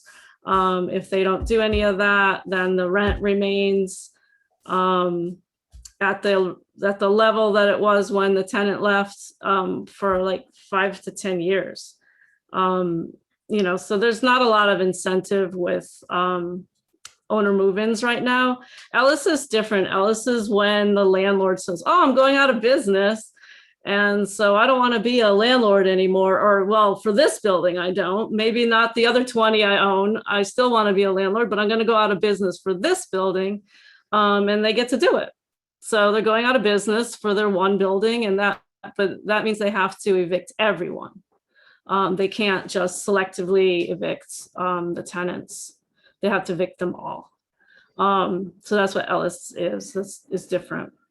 And then in that explaining, I forgot what you said, Ozzy. So, Dorothy. Oh, Yeah. So, Dorothy. yeah. So we had a call, and this was like, there was a worrisome call that I received like a few months ago now, I think, from a woman. There was legitimately an issue where a tree fell on her building. It took out the power, and so she had to temporarily relocate. There wasn't a lot of time, to think about it or negotiate anything with her landlord because she had no power, she had no water, hot water. Moved to a hotel, and then the landlord contacted her like a day or two later and said, oh, I want to pay your hotel fee, but you need to sign a waiver and say that you weren't illegally evicted. And by the way, as long as you're out, we want to do these other repairs, and you probably won't be back till March 15th. So that was like January 10th. So, she freaked out and called us, and Ozzy and I, especially Ozzy, has her connections with the departments, put a stop to some of these permits that the landlord, or they were actually doing work before the permits were issued. And we were able to kind of put a halt to some of that work and get them to concentrate on getting the power back and get the tenant back in the building. But then she contacted us like a few weeks ago and said she got an Ellis Act notice. So, and one good thing that is, though, I believe in the SB 91 makes Ellis Act as retaliation unlawful. So if she fights that, I think that for a number of reasons that she would be able to win that. And so, yeah, some things that, because Ellis Act is a state law, has been a big problem for tenants in San Francisco for decades now, because we can't get the political will on a statewide level to really do anything about it. So, I mean, this AB, whatever that I just talked about, is a glimmer of hope. But in the meantime, we have been trying to talk and scheme about ways locally to at least disincentivize Ellis Act evictions, and then these buyouts and these rent evictions. And, you know, one thing we talked about is trying to limit the kind of permits that people can get when a tenant has been displaced. So if there's been a buyout or an eviction or any of that, that like, no, you don't get to add bedrooms. You don't get to add bathrooms, you know. That's considered, you know, kind of treated the way that's at least talked about as far as demolitions. You know, if a tenant was displaced, you're not supposed to be able to demolish. Well, you know, let's treat this like that too. So I see Olga's raising her hand. Oh, yes. Hi. Yeah. I've been living in my apartment building for 45 years in the Haight on Clayton Street. And so the recent landlord has, over the last 2 years, has done this huge major construction, building 2 apartments down in the basement.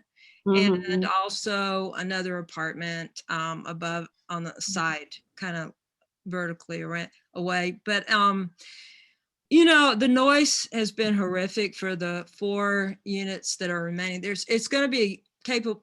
My building is capable to have 8 apartment units, but right now there's only 4 being occupied.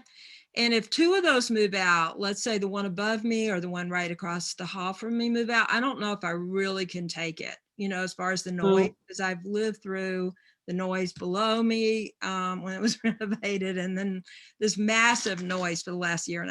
Yeah. So I'm wondering, what is the buyout? What are the rates on the buyout at this point? Oh no. I mean, I don't know psychologically for another, because it would be horrendous. It would just be horrendous, you know, to hear all that bang, because they take the floors out, the ceilings out, the walls out. And it's really hard to, you know, it's hard to live with, to tell you the truth. Yeah, and I think that's part of their strategy.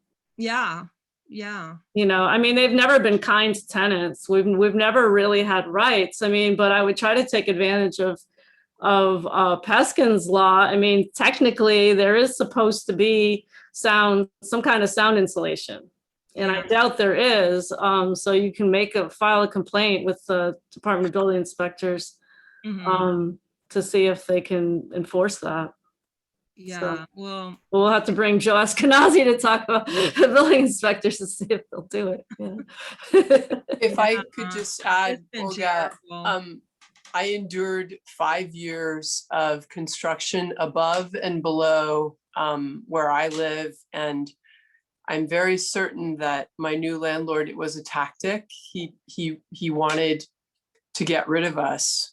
And it wasn't fun. It was very stressful and awful. I happen to know that Renee endured the conversion of the lower level of her building into, you know, there was garage space and storage space below, and the landlord decided to turn all of those into little living cubicles. And you know, I think it's very popular for them to make it as horrific as possible to get you to flee or to take a buyout, which they think that we're all just would be so thrilled to get some money, some free money. But no, I mean, where would you go? Anyway, I digress. Yeah, anything else? Ozzy, you always have something to add. Well, since we got all the, you know, birds of a feather here, you may want to talk a little bit about this demolition issue and how demolitions actually impact rent-controlled units, because maybe in the years past, we've had tougher demolition laws in the form of conditional use authorization. Like as early as 4 years ago, Supervisor Avalos introduced this new way of doing things where if somebody wants to demolish a building, they would have to take it to the Planning Commission as a conditional use authorization, and they have to prove that the replacement is worthy of the demolition. So most developers were reluctant to come out of the woodwork and declare what they were doing as a demolition. So they would be looking for all the various ways that they could pass a demolition as a remodel. But now, thanks to the new planning commission that is very, very much pro-developers, these developers are coming out of the woodwork and they have no fear in filing for demolition. So why is it bad for the renters and the tenant community? When a building is demolished, the replacement would not be under rent control. And technically, based on our demolition laws, the Planning Commission should take that into consideration, because our city policy is to preserve rent control buildings that are supposed to be the most affordable, kind of housing. But of course, the new Planning Commission, could care less about this, and they don't see a demolition that they don't like, but that is going to cut into our rent controlled housing stock. And unfortunately, nobody has done anything about it. We are seeing more and more demolitions, that are just getting approved, rubber stamped, unanimously by all 7, So this is not like, oh, the mayoral appointees are more developer friendly. Oh, the board of supervisors are more progressive. When it comes to demolition, my experience has been in the past year and a half, it's not good. So just wanted to bring that up, that maybe the activists, fellow progressives, we need to come forward and, demand from the board of supervisors, to, maybe, pass laws, because we can't count on the planning commission. If they pass a moratorium on the demolition of rent controlled housing, which is anything that was built before 1979, anything that has a history of being rented, then we will be in much better shape than we are today, because the planning commission and all these other commissions, basically have been, completely ineffective in terms of enforcing the laws and the general plan. So basically, that was my, that wasn't my speech. That was call to action, folks. So. Yeah, thanks. Call to action or what? Thanks for call to coming. action. Like, if you're interested, reach out to Hank, reach out to Lisa, reach out to Renee. Let us know. We want to come forward with a group of people to show up in front of our lawmakers and demand for something to be done. I can't do it by myself. I need to have at least 20 other people to show up and ask for the same thing. Yeah, and it seems like we should have more discussion on, there's all this like build, we got to have more units, we got to have more housing. But like, what, at the expense of the quality of life of us? There has to be some limitations, this ADUs, the things they're building in, Olga, in your basement, right? Or your garage level, those are called ADUs, and everyone, like, nobody wants to criticize them, but like, oh, they're supposed to be affordable housing. But like, I'm looking at some of these ADU permits and it's like 2 bedroom, 2 bathrooms, washer and dryer. Like, is this really going to be an affordable unit? Exercise room. The apartment below me is running for like $7,000 a month. And they made it's exact same floor plan as my apartment, which is of course much cheaper since I've been here 45 years. But they made it into 5 bedrooms, little tiny closet bedrooms down there, and they do have the washer dryer, just exactly what you're talking about. So that's the one right below me, and the one out in front is about $6,000 a month, which is a smaller apartment. I don't know what the one in the basement's going to be, but it's going to be expensive, I'm sure. Right. Yeah, we're all, activists are all like, fighting these luxury condo projects or fighting to get a few more BMR, below market rate units. In the meantime, like, inside these buildings is these mini hidden gentrifications going on. They're gentrifying inside the building. Like, okay, they're technically still rent control, but you know, you're starting at rates of like 6,000, 5,000, 6,000, 7,000. Right. You know, And that's the way around rent Meaningless. control, right Yeah. there. yeah, yeah. So, Yeah, well, thanks. Thanks so much, Renee. I had one just, I guess, comment. I don't know if it's a question, but I think you had said the part of the rent relief coming from California is going primarily to corporate landlords. Is that? well, not like officially, but apparently, yeah, that's who's applying. That's who's, you know, because there was no priority given to smaller landlords. It's based on the tenant's need and not on the, like, there's priority for if the tenant makes below 80% of AMI, but there's no priority based on the actual landlord's, you know, finances. So. Yeah, it'll just be, I mean, interesting to see how the disaster capitalism continues to benefit the Yeah, corporate well, landlords. hopefully Dean's, you know, I hope, you know, Dean's local legislation will have some kind of priority, Yeah. you know, built in for that. Yeah, exactly. Yeah, well, thank you so much for, you know, coming and sharing all that knowledge. That was a lot, and there's I know. a lot going on. And yeah, thanks also for directing us to the Housing Rights Committee SF site. Thank you, for folks Renee, to, so much. It was very helpful and useful and informative. Thank you. Thanks so much. Yeah, thanks for all your work, Renee. Good to see you. Same here. Thank you. Great. So next, we have with us Greg Albrecht. I hope I'm pronouncing that correctly.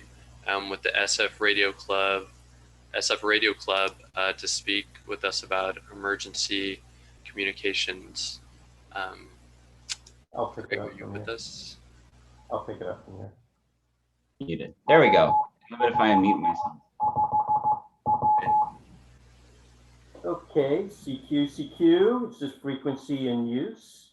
This is Kilo India 6 Bravo Sierra Lima. My name is Bruce. I'll be your net control operator for tonight. We're going to skip roll call and go right to our speaker, who is Whiskey 2 Golf Mike Delta, Greg Albrecht, who is president of the San Francisco Radio Club. So welcome, Greg. Thank you for being with us tonight. And tell us a little bit about the Radio Club, and he's also going to present on the on ACS, and he'll explain exactly what that's all about. Yeah, hey everyone, thanks for having me here tonight. I appreciate Bruce inviting me. I'm actually I'm physically wearing one hat at the moment, but tonight in the presentation, I'm gonna wear two hats because I have two roles. First, we're gonna talk about the San Francisco Radio Club. Well, we have a radio club here in San Francisco, in case you didn't know. It's not all boats and flowers. We have radios as well.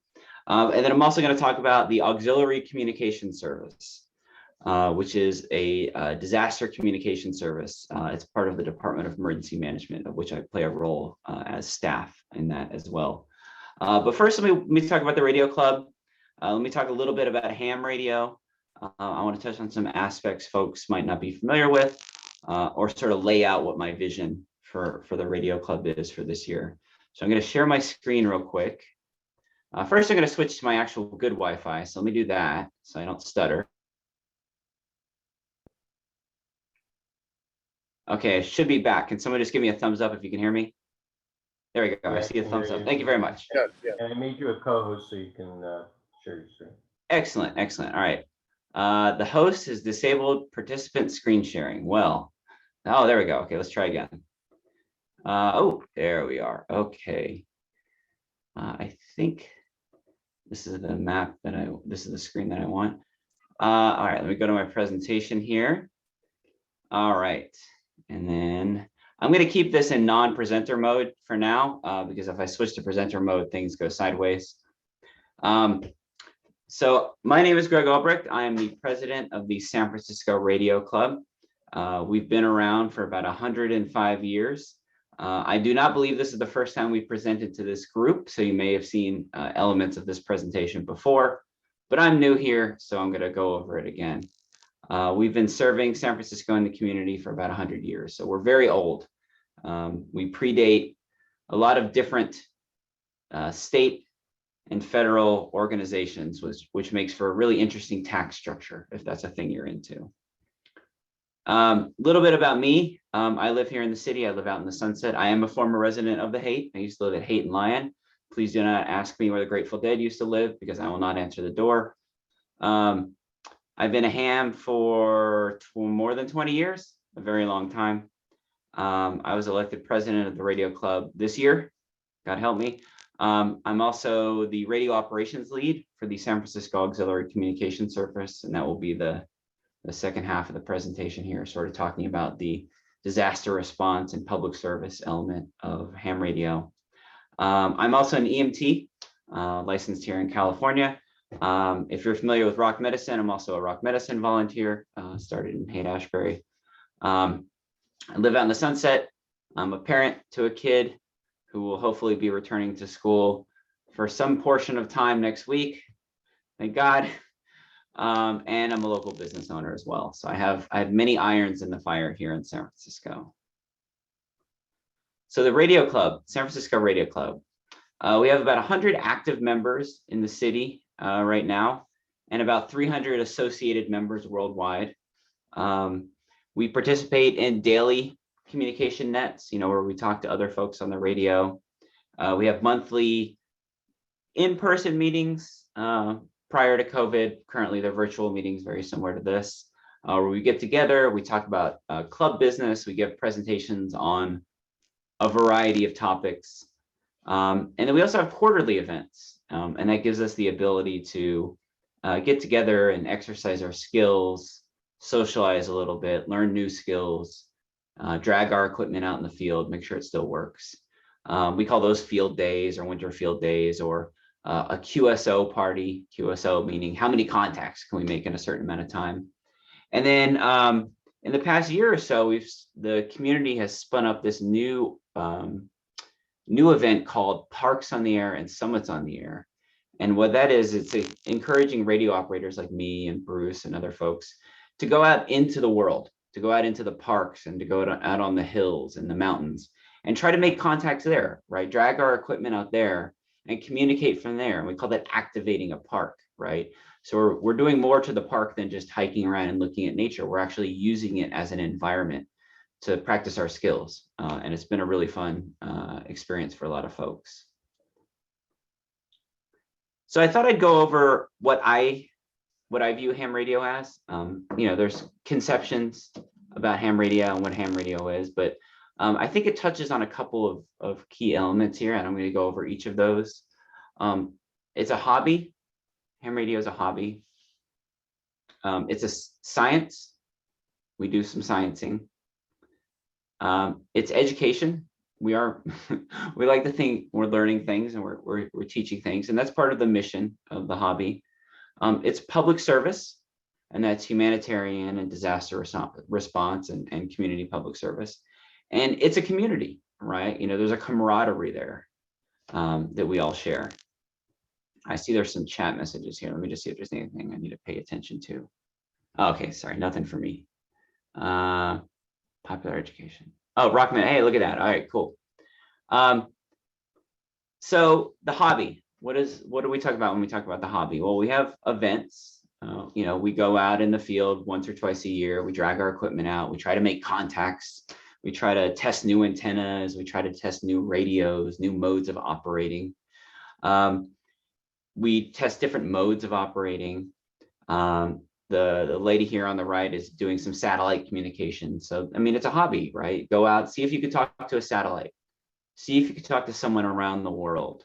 See if you can share a picture with someone on a boat in the middle of the Pacific, right? Or to the point of the image here in the bottom, see if you can go out to Baker Island in the Pacific and make some contacts, right? You and a bunch of birds. It's a thing people do. and they enjoy it. And it sounds fascinating, right? Like what are the logistics required to go out in the middle of the Pacific Ocean and run a radio operation and talk to people around the world? You might think it's fun. Some people think it's fun. I think it sounds a little arduous, but it's all elements of this hobby. There's also contests, right? There will be weekends of the year where you sit down and say, how many people can I talk to? Or you challenge yourself, right? How many people can I talk to given a certain type of communication, say Morse code or digital with a computer, keyboard to keyboard. So all of those are elements of this hobby, and you could really choose your own adventure when you get engaged with it. There's also the science aspect of it, right? Radio technology in and of itself is, a science, but we use it to test the planet, right? To further our understanding of the planet. And this is everything from launching satellites. There's amateur radio satellites in space right now. There's amateur radio telescopes that folks build to look at the non-visible spectrum of stellar phenomenon. We can measure we can measure aspects of the Earth itself, right? The ionosphere and conditions of the ionosphere. HAMs measure that. And that is the science aspect of what we're doing. Additionally, how can we use ham to further the mission of science? What are sensors or other types of data that we can help collect and further the mission of Earth sciences here? That's certainly an aspect of ham radio. And then education, right? That's also part of the mission of amateur radio. Not just, what can we do or sort of what wheels can we spin to entertain ourselves, but how can we teach this to the next generation? How can we further the hobby and further interest in the hobby and teach people about the world, right? And this is everything from electronics to educating folks on how to get their license in amateur radio. That's what that group there in the middle is. And this is a thing that the SF Radio Club does, is we typically, prior to COVID, we would have in-person testing sessions where you could come on a weekend and get your license and be up and running. The folks here that I've shown are also doing things like talking to the International Space Station. Little known fact, almost all astronauts and cosmonauts, they go to the space station are hams. And the International Space Station itself has a ham radio station on it. And occasionally the hams will get on there, the astronauts will get on there, and you can talk to them from the ground using nothing more than a handheld radio. And the young man down here in the corner, that's what he's doing right there. They have sessions at schools where you'll go to a school and you can actually have kids at the school ask astronaut questions in real time. Wow. And then public service, right? The ability to utilize our capabilities in disasters and for humanitarian response or for public service events. Mm-hmm. Was there a question? I'm sorry. Okay, I'll carry on. So this is everything from, routine events like marathons, walkathons, things we, happen in the city, again, prior to COVID, all of the time. We would assist, the SF Radio Club would assist with events like that. Everything from, the Giants Parade to the Pride Parade to the SF Marathon. We've assisted in the Farallons boat race. Hams helped spot boats and listen for boats there as they raced out to the Farallons. And then disaster response. If you can think of any disaster in your lifetime, hams have played a crucial role in responding to that. And this is everything from earthquakes to hurricanes to fires to floods. The typical saying of a ham is, when everything else goes down, ham radio still works. And you'll often find that, sort of the tip of the spear, right? The first in to a lot of these disasters are hams. And these aren't necessarily people coming from the outside. These are people in the community, helping their community respond. My introduction to amateur radio was after Hurricane Andrew, right? South Florida was devastated. Everything was down, but the hams came together and they were able to bring communications back up. and handle the logistics of bringing disaster supplies into South Florida. And that was just local folks using the skills that they had developed in this hobby of ham radio. And then it's a community. You know, we again have this camaraderie with other hams and the shared interest of being hams here in the community. Not all of us are engaged with the same types of the same elements of ham radio all the time, right? Some of us are really into satellites. Some of us are really into, you know, low speed, long distance digital modes. A lot of folks don't even touch radios at all, right? They do a lot of electronic experimentation or science. But we can all come together and collectively understand and respect what each other are doing. And I find it fascinating, right? You know, I was building a muon detector in my house, and on a whim, I mentioned it to one of the other hams in the club, and they said, "Oh, I built one with a hot air balloon." So a high altitude balloon, right? Just like that. They're like, "Oh yeah, I did that already. Here's my schematic." I'm like, "That's amazing," right? Measuring ocean currents with radio. These are all things you find in this community, and I find it fascinating. And every day I learn something new from this community, and it's great. And the more people we can get involved with that, I think the further it pushes the mission of amateur radio, and the more we all learn collectively. It doesn't become a folks only knowledge. It becomes widespread knowledge. So my focus for the SF Radio Club for 2021 is to promote inclusion and diversity. And I mean diversity of ideas and backgrounds, right? And inclusion of ideas and backgrounds. I don't want to focus exclusively on people who are already participating in this hobby, but I want to reach out to folks who might be interested or who have new ideas to bring to the hobby. And again, they don't necessarily have to be radio related, right? Our last speaker came and spoke about why rockets explode.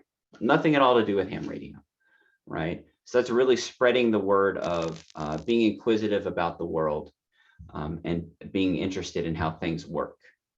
And then education and outreach, right? I think up until now, it's been somewhat of an insular, self-focused community, but the more we can show the folks outside of this community what we're capable of doing, but also what they're capable of doing with the skills they can gain in this community, and ways that this community can help the world, I think is pretty powerful and will certainly be a force multiplier.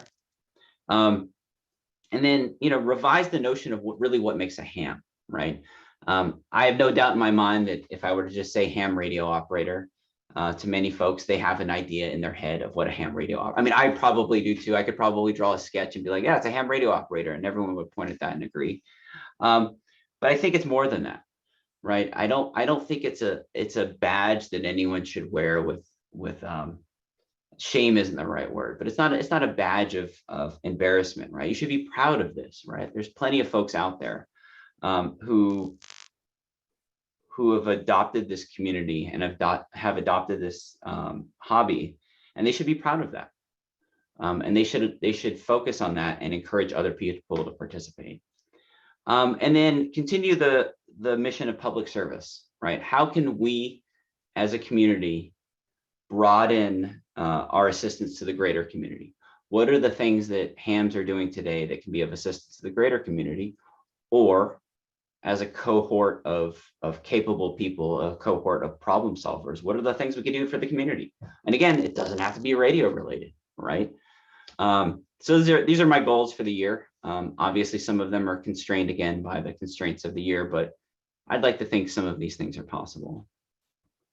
So how do you get started with amateur radio? You know, to actually transmit on a radio, to engage in some of these things, you do have to have a license, an FCC license. It's not a technically onerous thing to accomplish. I think the longest pole in that tent currently is finding a place to take a test. The SF Radio Club does have the ability to test for amateur radio licenses, but we haven't done it in the past year, you know, again, for reasons.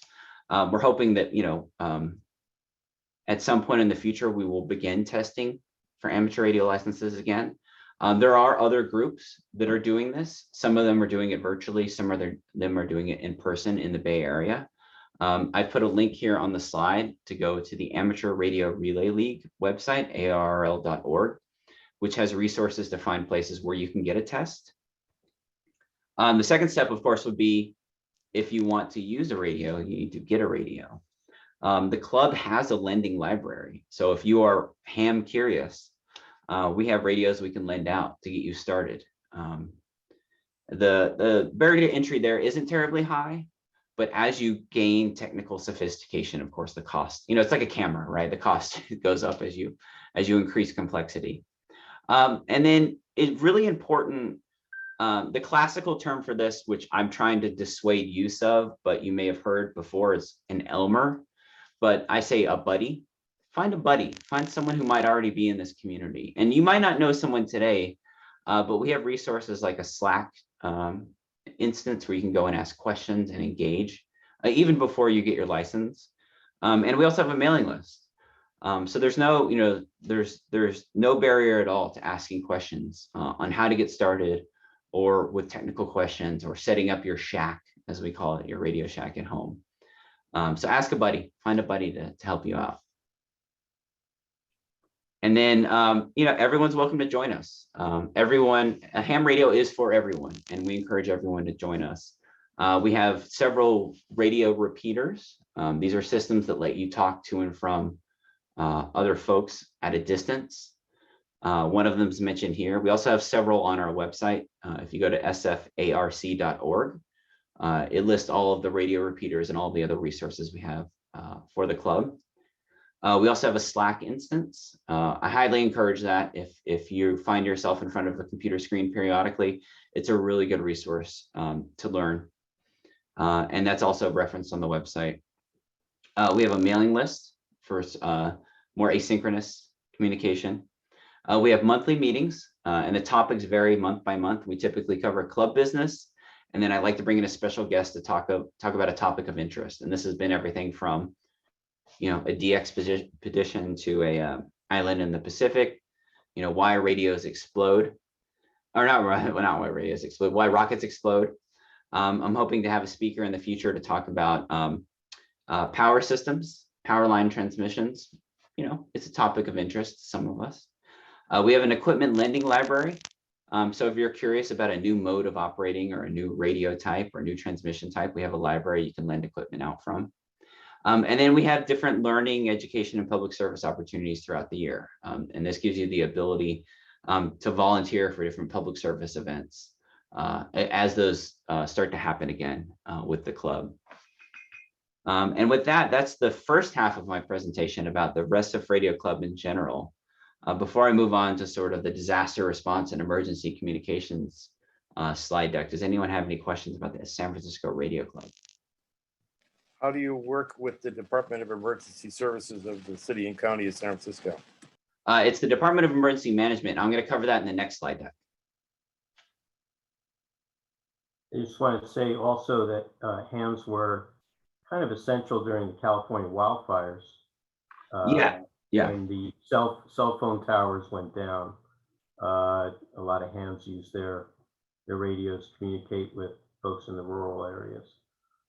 Yeah, absolutely. I actually have a memo I printed out here that I keep on my wall from, it is from County of Alameda.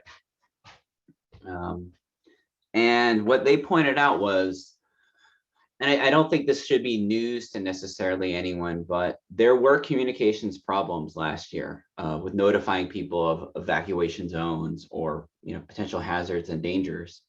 And what the County of Alameda pointed out was, a really good resource for help, a force multiplier, right? An amplifier is hams, right? Hams have communications infrastructure that they can use to help spread good information. So I'm looking forward to probably isn't the right term, but it will be interesting to see how that is utilized going forward for wildfire response within California. I think it's all of our responsibility as residents of the state to start thinking about how we can service folks in the state who are out of reach for one reason or another, or might find themselves out of reach. And I think ham radio might be the last mile for that. And it is proven to be the last mile for that, but going forward, more so. Cool. All right, I'm going to move on to my next presentation. Then I'm going to switch hats. Just stop sharing this. And where is my standby one? There it is. Okay. All right, I'm going to share my screen again. Here we go. Sweet. All right. Can someone give me a thumbs up if you can see my slide deck here? Excellent. Thank you. So I am not Corey Siegel. Corey Siegel is my chief within the Auxiliary Communication Service. But he can't join us tonight, so I am presenting. So within the Auxiliary Communication Service, I am the radio operations lead. So that means I am responsible for when there's an ongoing emergency. I'm responsible for the operation of the radios in the response to a disaster or emergency wherein the Auxiliary Communication Service is activated for the city and county of San Francisco. So what is the ACS, the Auxiliary Communication Service? We serve the Department of Emergency Management and all city and county of San Francisco organizations, government organizations with communications. This would be for any reason typically, but usually for disaster or emergency response. Agencies within the city have their own steady state communication systems that they utilize, but they can pull in ACS as an auxiliary. So if they need additional communicators, if they have exceeded their capacity, if there is a disaster that prohibits them from using their communication system at full capacity, that's when they call us in. ACS are all vetted, trained, and background checked volunteers for the Department of Emergency Management. So there's a specific amount of training and ongoing training and vetting that you have to go through before you can become a badge staff for this agency. But anyone is welcome to join, and you can participate in our drills when we have drills. And the reason they do this, of course, is because in some of these environments, you're in either secure environments or protected environments, and they have to make sure that the folks that are going in and out of those environments are vetted. And that's the only reason. We're adjacent to services like NERT and ALERT. Whereas NERT and ALERT would typically handle field operations, we are the communications operations. So you can almost say that we're the backhaul for a lot of those organizations, and non-NERT and ALERT organizations as well. So a good example of that is DPW utilizing ACS for windshield assessments after a disaster. We've been around since similar genesis as NERT, since Loma Prieta. We were initially part of the Office of Emergency Services, which later became the Department of Emergency Management. So here's the Department of Emergency Management, 1011 Turk. That's where we're based out of. That's where, if you're not familiar with this facility, it's also where your 911 calls go if you call 911 within the city, and it's where 911 calls are dispatched. It's also the Emergency Operations Center for the city. So for larger events or emergencies, this is where the city would coordinate and organize those. For larger events, for example, the COVID response, they spun up a Emergency Operations Center up at Moscone. But for something like a Pride Parade, Hardly Strictly Bluegrass, or a typical busy weekend in San Francisco, this is the Department of Emergency Management is where most of those events and operations would take place. So the skills required for ACS are you have to be trained in a system called Incident Command System. Again, very similar to NERT. You have to have a background check, and you have to be have your own equipment, and you have to be trained in your equipment, and you have to show proficiency in your equipment. We typically use amateur radio for our response, but we can use any other resources of the city. So you have to be a ham to be an ACS, but you don't necessarily have to use ham radio to do ACS work. This is a little bit about the background, not really too important to memorize right now, but we are structured staff within the organization. So we have a reporting structure within the city. And we do drills periodically, right? So we drill on what a disaster response would look like within the city. We try to engage in the environment of the city and see how it would react to an emergency, right? So if we had to deploy within the city, how would we communicate from Ocean Beach to the Embarcadero, right? That's a drill that we've engaged in, right? And while it might sound simple, it's actually a very complex problem, right? There's a lot of geography in the way, and the nature of radio propagation makes that hard. So that's something we drill on. And we've just now begun measuring that as well. We actually have, we're able to quantify a lot of that now, and use that to hone our response in an emergency.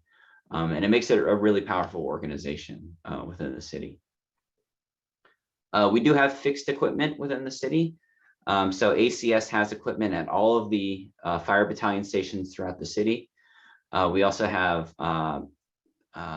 field stations at different city agencies, as well as the airport, animal care and control, HSA, HHS, as well as portable equipment. So if any agency were to call on ACS to assist, we could either show up there with our own equipment, we could deploy field equipment, or they might have fixed equipment there as well. One of the things we've been playing with recently, or one of the capabilities we've been deploying recently, is a high-speed wireless mesh within San Francisco. So this is the ability not just to do voice, back and forth voice, but to actually do internet-style networking within San Francisco in response to a disaster. And you can see Bob here demonstrating a mesh camera we deployed for one of the marathons. We were able to beam live camera feeds across the city using ham radio over an IP mesh. A very important element of our job is paperwork. We love paperwork so much. And here's Kathy demonstrating how to fill out some paperwork. It's all paperwork all day, all the time. Our rule is if it isn't written down, it didn't happen. We also have long distance capabilities within ACS. So when we say HF means high frequency. And what that typically means in ham parlance is we can talk really far. So one of our responsibilities is we have to periodically test our ability to communicate within the state itself, right? So that's back to Sacramento, as well as within our region. And what we're showing here is Nick is demonstrating our ability to do that for the city. So if you can imagine, if the city were cut off, do we have the ability to communicate outside of the city? And that's something we have to test periodically across many different modes, right? This is everything from satellite to ham radio to in between.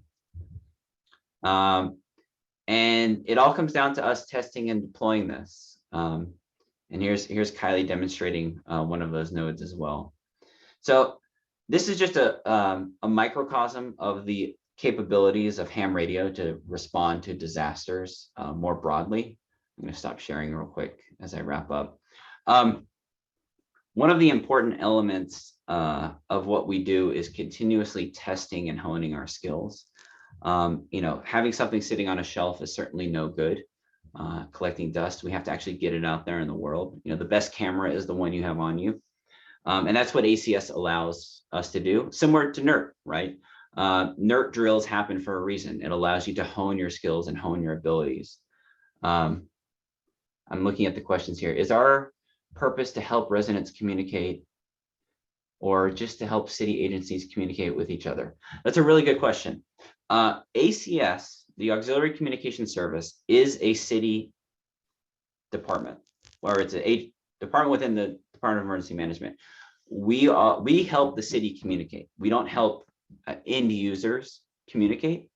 That's not to say that if someone came up to us with a message that we couldn't pass the message, but in those instances, I would turn that and say, you as the citizen should give yourself the ability to communicate in the disaster. And I think if we reflect on the previous part of my presentation, the SF Radio Club helps you hone those skills, right? Then in a disaster, you now have the skills, the ability, and hopefully the equipment to communicate if you need to. But that's not to say, like, if you walked up to an ACS person running a station and said, I needed to pass traffic, That's actually literally the drill we had last weekend. We drilled with the county of Marin and San Francisco. And the simulation was if there were a major disaster on a business day, something, I think 200,000, I don't know, some number of Marin residents would be stranded in San Francisco. How do we get them back home? And how do we communicate? It was a lot of informal traffic. It was a lot of, hey, pretty sure my wife was in the mall at Westfield and she didn't come home to Larkspur. Is she okay? That's absolutely the type of traffic that we can pass. And that's literally a message that we passed from Marin to San Francisco last weekend using ham radio. And that was an ACS drill. So those were skills that we honed. That was a really good question. How do you use this in the wilderness? Really good question. I used it camping last weekend, actually. It's Parks on the Air was one of the things I referred to in my other presentation, or Summits on the Air, but that's, you take a little radio and a battery and antenna out in the wilderness. You could talk really long distances. If you want to talk locally, so to your friends and family, there are solutions for that. They don't necessarily have to be ham radio. We have solutions like, this is an FRS radio. It's not ham radio, similar technology. This can help you communicate with your family and friends when you're camping. This isn't something we use for emergency response in San Francisco. NERT, ACS, and Alert all use either amateur radio or city radios. But for your friends and family when you're camping or when you're on the go, or we use this when we're out in the park on the weekend. FRS radios are perfect for that. That's a really good question. 8:50. All right. When are we supposed to wrap up here, Bruce? I'm sorry. I could take a couple more questions, but maybe a couple more would be fine. Yeah, I had one question. Thank Sure, you for absolutely. the presentation. It was great and super interesting. Since we live in like earthquake zone, do you think this is something that should be like more common knowledge for like residents, or even if you like grew up here, they should teach in schools or something? Oh gosh, that's a really good question. Should they teach? I mean, similar to how they should teach, basic car maintenance or basic home maintenance in schools, right? Ham radio should be part of that curriculum. I think, to flip that, right? I think the science and education elements of the hobby lend themselves to sort of building that baseline capability, that table stakes capability of knowing about ham radio. But it's not always the first thing people turn to. I'll give you an example, right? Anecdotal. During the Napa fires a couple years ago, I was listening to the radio, KQED, and they went to a hospital and they interviewed someone at the hospital. Some person did not look obviously injured, right? And they said, why are you here at the hospital? And the person said, well, I thought I heard something was going on and I went to go on Facebook to find out what was happening and I couldn't get online. So I came to the hospital. And I'm like, there's a lot to, I'm listening, I'm like, wow, there's a lot to unpack there, right? Like whether or not you like Facebook, like their instinct was to go online and look up information, right? That was the first thing they knew to turn to. And then the second thing was, we'll go to the hospital, either because the hospital would have some information or probably there's Wi-Fi at the hospital and then you can get your information. And, I'm not trying to be necessarily critical of society or anything, but there's a huge spectrum of other ways of communicating that could have filled that gap that for one reason or another were just not the psychomotor action that person was privy to, right? So how do we make that the first thing you turn to? I think it's by being in regular use. Again, right? The best camera is the one you have on you. The best radio is the one you have on you. If you don't carry it with you every day, if it's not something you're using every day, you're not going to think of it in a disaster. This is a reason, well, whatever. There's a reason police train like they do. This is a reason medics train like they do. It has to be your first reaction. It has to be the first thing you reach for. So I don't know. I don't know the right answer to that. Asking someone to carry around an additional piece of equipment every day is somewhat of a burden. So I think the fallback is, I think NERT and ACS are perfect for that, right? What if you take nothing else from that other than remembering how to turn on your radio and set a channel and hit the button? once a quarter, once every couple of months, that's probably sufficient for most people. That's a really good question. You have another question there. Is there an active club in the Sierra National Forest? I don't know. There are certainly several clubs.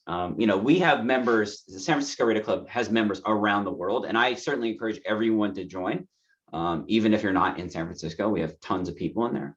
ARRL, Amateur Radio Relay League, Alpha Romeo Lima.org has a good resource for nets. What actor would you like to portray you after a natural death? Portray you after natural disaster rescues. Oh gosh, I was thinking about that today. It's like who would play my parents in a movie, and it would be Magda from There's Something About Mary, and Walter Sobchak from The Big Lebowski would be my parents, but I don't know who would be me. Like I want to say Steven Seagal, but that guy's kind of weird, so I don't know. How expensive is it to get started? Not terribly expensive. Ham radio license. Bruce, what's the initial licensing fee? It's been so long. Geez, I don't know. I think it's $35 now. $35 to get a license out the door, right? Given time, also your time, right? That's not free, but your time plus $35. And then a radio really varies, right? You can get a radio for $35, same price as a license. It's enough to get started. And it's a good baseline for, if it's something you're really interested in, then you'll pursue it more, and you'll either get accessories or new antennas or cases or a new radio. And then the benefit of being a member of the club is we have a lending library. So if you decide, hey, I want to try a different radio, or I want to try digital, or I want to try HF or packet, right? Computer to computer. Those are all resources we have. You just have to sort of take that first leap of getting licensed. Is there a chain of command that operates within the ham radio community? If there's an emergency, how do you know who to go to, or what level you're in the system or in the operation? Yeah. So to split things up, the SF Radio Club is just a radio club, right? There's no, we have a board because we're an organization. That is not a response organization. That's just a club. The auxiliary communication service has rank and structure. I have a chief, Corey Siegel, who couldn't be here tonight, is my chief. He has a coordinator within Department of Emergency Management, and his coordinator, Andrea, works up through her rank. So we do not, again, similar to NERT, we don't self-deploy. We wait to be deployed. And then when we are deployed, we work within a command structure. It's not as much, boot in the backside command structure. It's just more, you have a span, it's psychological. It's a span of control. So ACS, we have a chief and we have roles within that organization. And then for a particular deployment, we will deploy with certain roles within that. And we don't self-deploy. The radio club, you can do whatever you want as long as you're within the bounds of your license. Cool. Great. Do we have any other lingering questions? It's still not clear to me if I'm not an employee of the city and county of San Francisco, how as somebody who has a ham license, what role would I play in an emergency? I got you. You can communicate. You can pass messages all day, every day as a ham radio license holder in an emergency. ACS's role is to assist city agencies. So we have rank when we assist city agencies. You as a ham can pass messages for yourself, for your community, for your friends, to anyone, from anyone, all day, every day, whether or not there's an emergency. That's up to you. But the city itself, if they need your assistance, you have to be a vetted volunteer. You can't just show up at the front door of DM and be like, I'm a ham, I'm here to help. Does that make sense? Does that clear it up a little bit? I happen to be a NERT volunteer. Can I also connect to your network as a ham operator? Yeah. Oh, totally. Yeah. By all means, everyone can join ACS. I don't want to dissuade anyone from that. Anyone can join ACS. Sure. You just have to pass a certain amount of training and a background check. That's it. Great. Yeah. Well, thank you so much, Greg. When the big one hits, I'll be very glad that people like you and Bruce are here. So yeah, really, really good to have you, and thanks for sharing all those resources and that info. And I'm just eyeing all your radios in the back. Very Oh, cool. my piece of thing. Thank But you yeah. so much, Greg. That was really informative, and yes, I mean, Thanks for having me. Yeah, well, thank you, everybody. Thanks for saying a little extra to learn that really important info, and I learned a lot. But yeah, thanks for joining. Good to see everybody. Thanks for all your questions. We'll see you again next month. So we're thank gonna you, leave David, the, so much. Thanks, Hang out David. Thank you, Bruce. Thank you, Yeah. everyone Thanks, who Lisa. came. Thank you. Thank gonna leave- you. Thank you, We're gonna stop. everyone. We're muted. No. We're gonna stop the recording and leave Thank the you. leave the room open. Thanks, everyone. Yeah, thank you. Thank you, It's been Renee. so great. Thank Thank you, you, Renee. Renee.